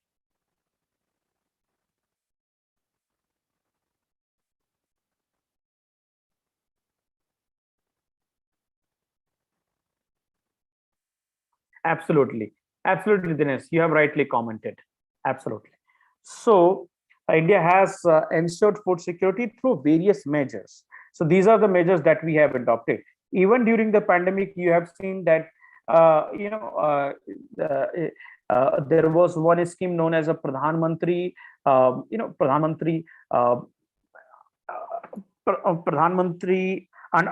under the broad name of Pradhan Mantri. It was the access to food was ensured under the public distribution system, and more than the required amount. And in fact, the government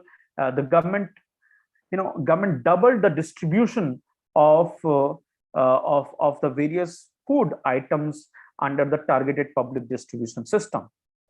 It has also introduced decision to fortify rice supplied through public distribution system in order to ensure that the people are able to meet its nutritional security. So in order to ensure nutritional security of the people, Government of India has taken decision to introduce fortified rice through public distribution system, with iron and Poshan Abhiyan are also in line. Okay, so these are the effort made by the Government of India, and in this context, it has been widely recognized by the recognized at the summit. Garib Kalyan Yojana, absolutely. Spandan has rightly pointed out. Pradhan Mantri Garib Kalyan Yojana.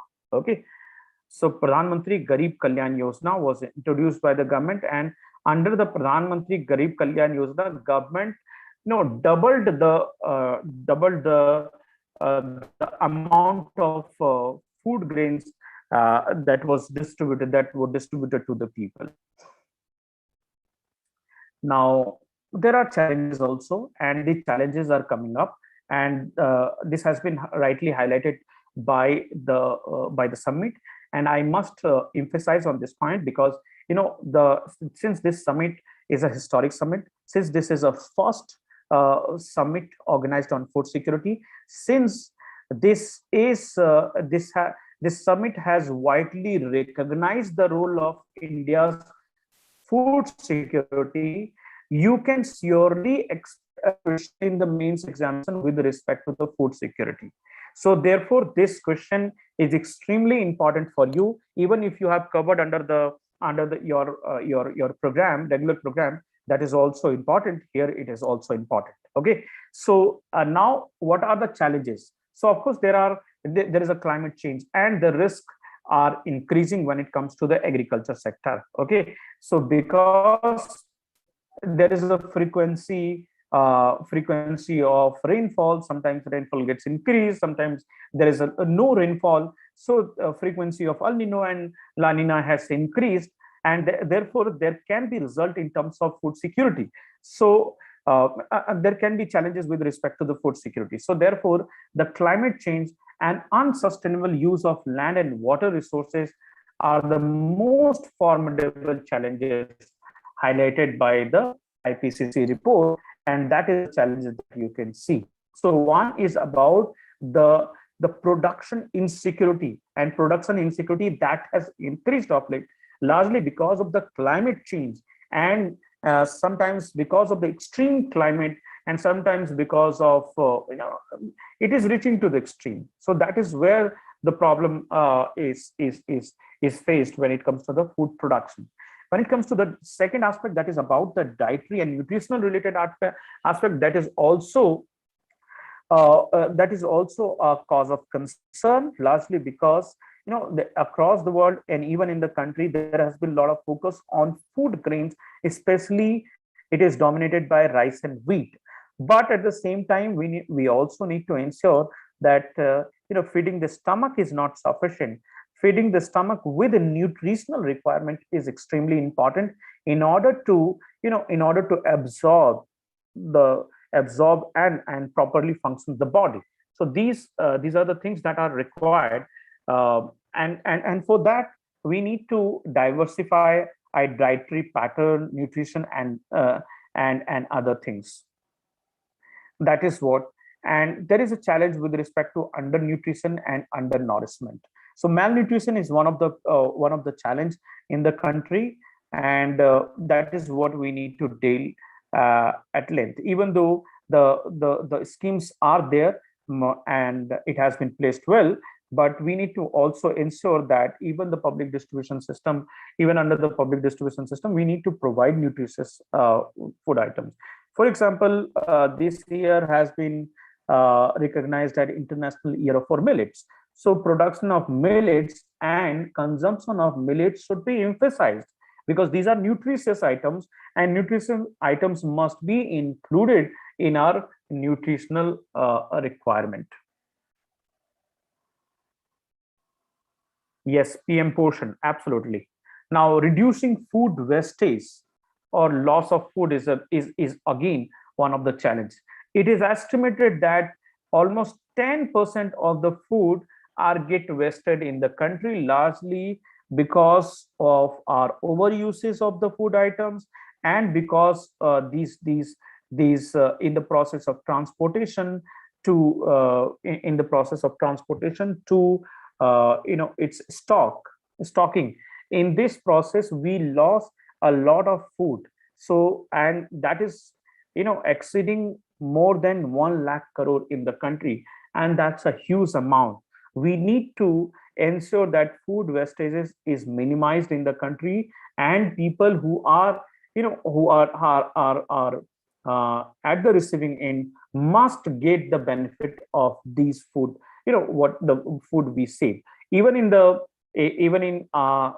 public stockholding, which is done by the FCI, so these godowns are not properly maintained. As a result, we lost huge amount of food grains as well as money. So that is what we need to think about. So in order to deal with the food security issues, we also think about the climate prospect. We also think about climate will there will be harsh climate situation, and in order to deal with this, we also need to focus on a lot on adaptation, and therefore enough research and development should be done and should be emphasized that we can produce such crop which can resistant to such climate change. Also needs to ensure nutritional requirement of the population. We need to emphasize on this aspect, and we need to focus on food wastage as well. So what are the outcomes of the summit? Of course, it highlighted the importance of addressing the hunger to create a stability in the system, because to one thing that has been, there can be multiple questions that can be asked on this one. If you remain, the kind of question that can be asked in essay, let's say if I remain hunger, it is not possible to see stability in such in a region. The stability of a region depends on the population, depends on the fact that if the population is able to feed its stomach. If population's stomach is not fit, they will create some sort of that may create problems of law and order, and there will be no stability in the region. So in order to ensure stability in the region, we must ensure and we must address the issue of hunger. And once we address, we can ensure a better society and prosperous and a strong society. There is a need for strong cooperation and partnership between government, citizens, civil society organization, and private sector in order to address the issue of distribution, in order to address the issue of production, in order to address the issue of distributing the welfare benefits to the people. So from production to distribution, we must focus on the cooperation between the government, citizens, civil society organization, and private sector. Okay, so that is another. There is a need to collaborate, to invest, innovate in creating a lasting solution for sustainable agriculture. As I said, we must focus on sustainable agriculture, and for this practice, we also, adopt. We also need to adopt various kinds of farming. There is a concept of mixed farming. So mixed farming must be adopted. In mixed farming, there could be along with the farming of goods and services, there can be solar farming that must also be ensured. Similarly, in terms of mixed farming, animal husbandry should be part of the farming. That will ensure not only the livelihood and food security of the people, it will also enhance the income of the farmers as well. So that is what we need to ensure. And more importantly, we also need to reimagine the food system, because as the challenges are coming up, and there are multiple challenges coming up with respect to increasing need to grow the food, increasing need to ensure sustainability of production, adapt the climate changes, and so on. In such situation, we need to reimagine the food system. We need to focus on research and development.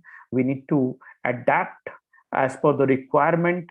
We need to ensure strong cooperation between the various stakeholders. Only then we can overcome the problem of hunger in the world. So that is what this summit is talking about. And I am very sure that one question will definitely be asked in the mains examination from this discussion that we have had, okay, or from this either in essay or in economics. In economy, one question will surely be asked, and I'm very much sure that one question will asked in essay paper as well from this discussion. Okay, so you must track all the things related to United Nations Food System Summit. Okay, I'll definitely make one separate video for on various aspects of United Nations Food System Summit. This has been briefly explained to you, and I'm sure this will be asked in the mains examination. Okay, so this is what we have discussed. We have broadly covered the major issues today, and especially we have discussed about two major issues. One is about, of course, United Nations Food System Summit, and first we talked about the impact of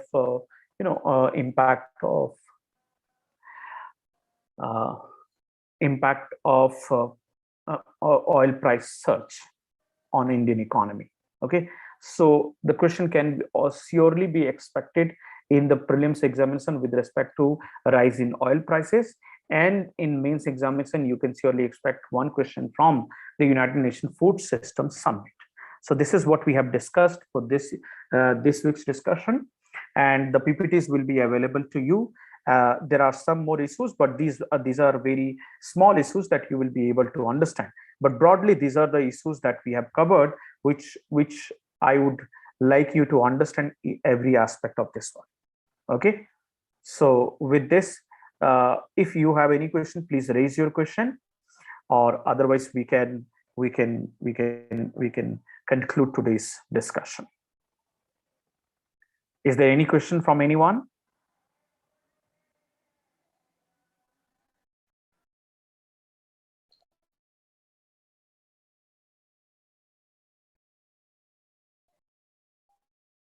Okay, so let us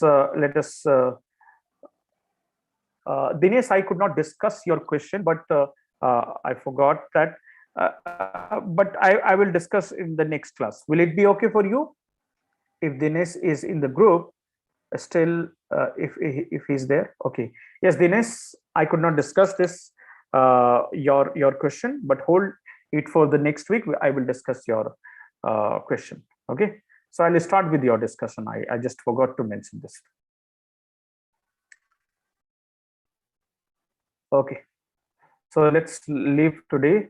Okay, we will meet on next week with the new issues. Okay, thank you.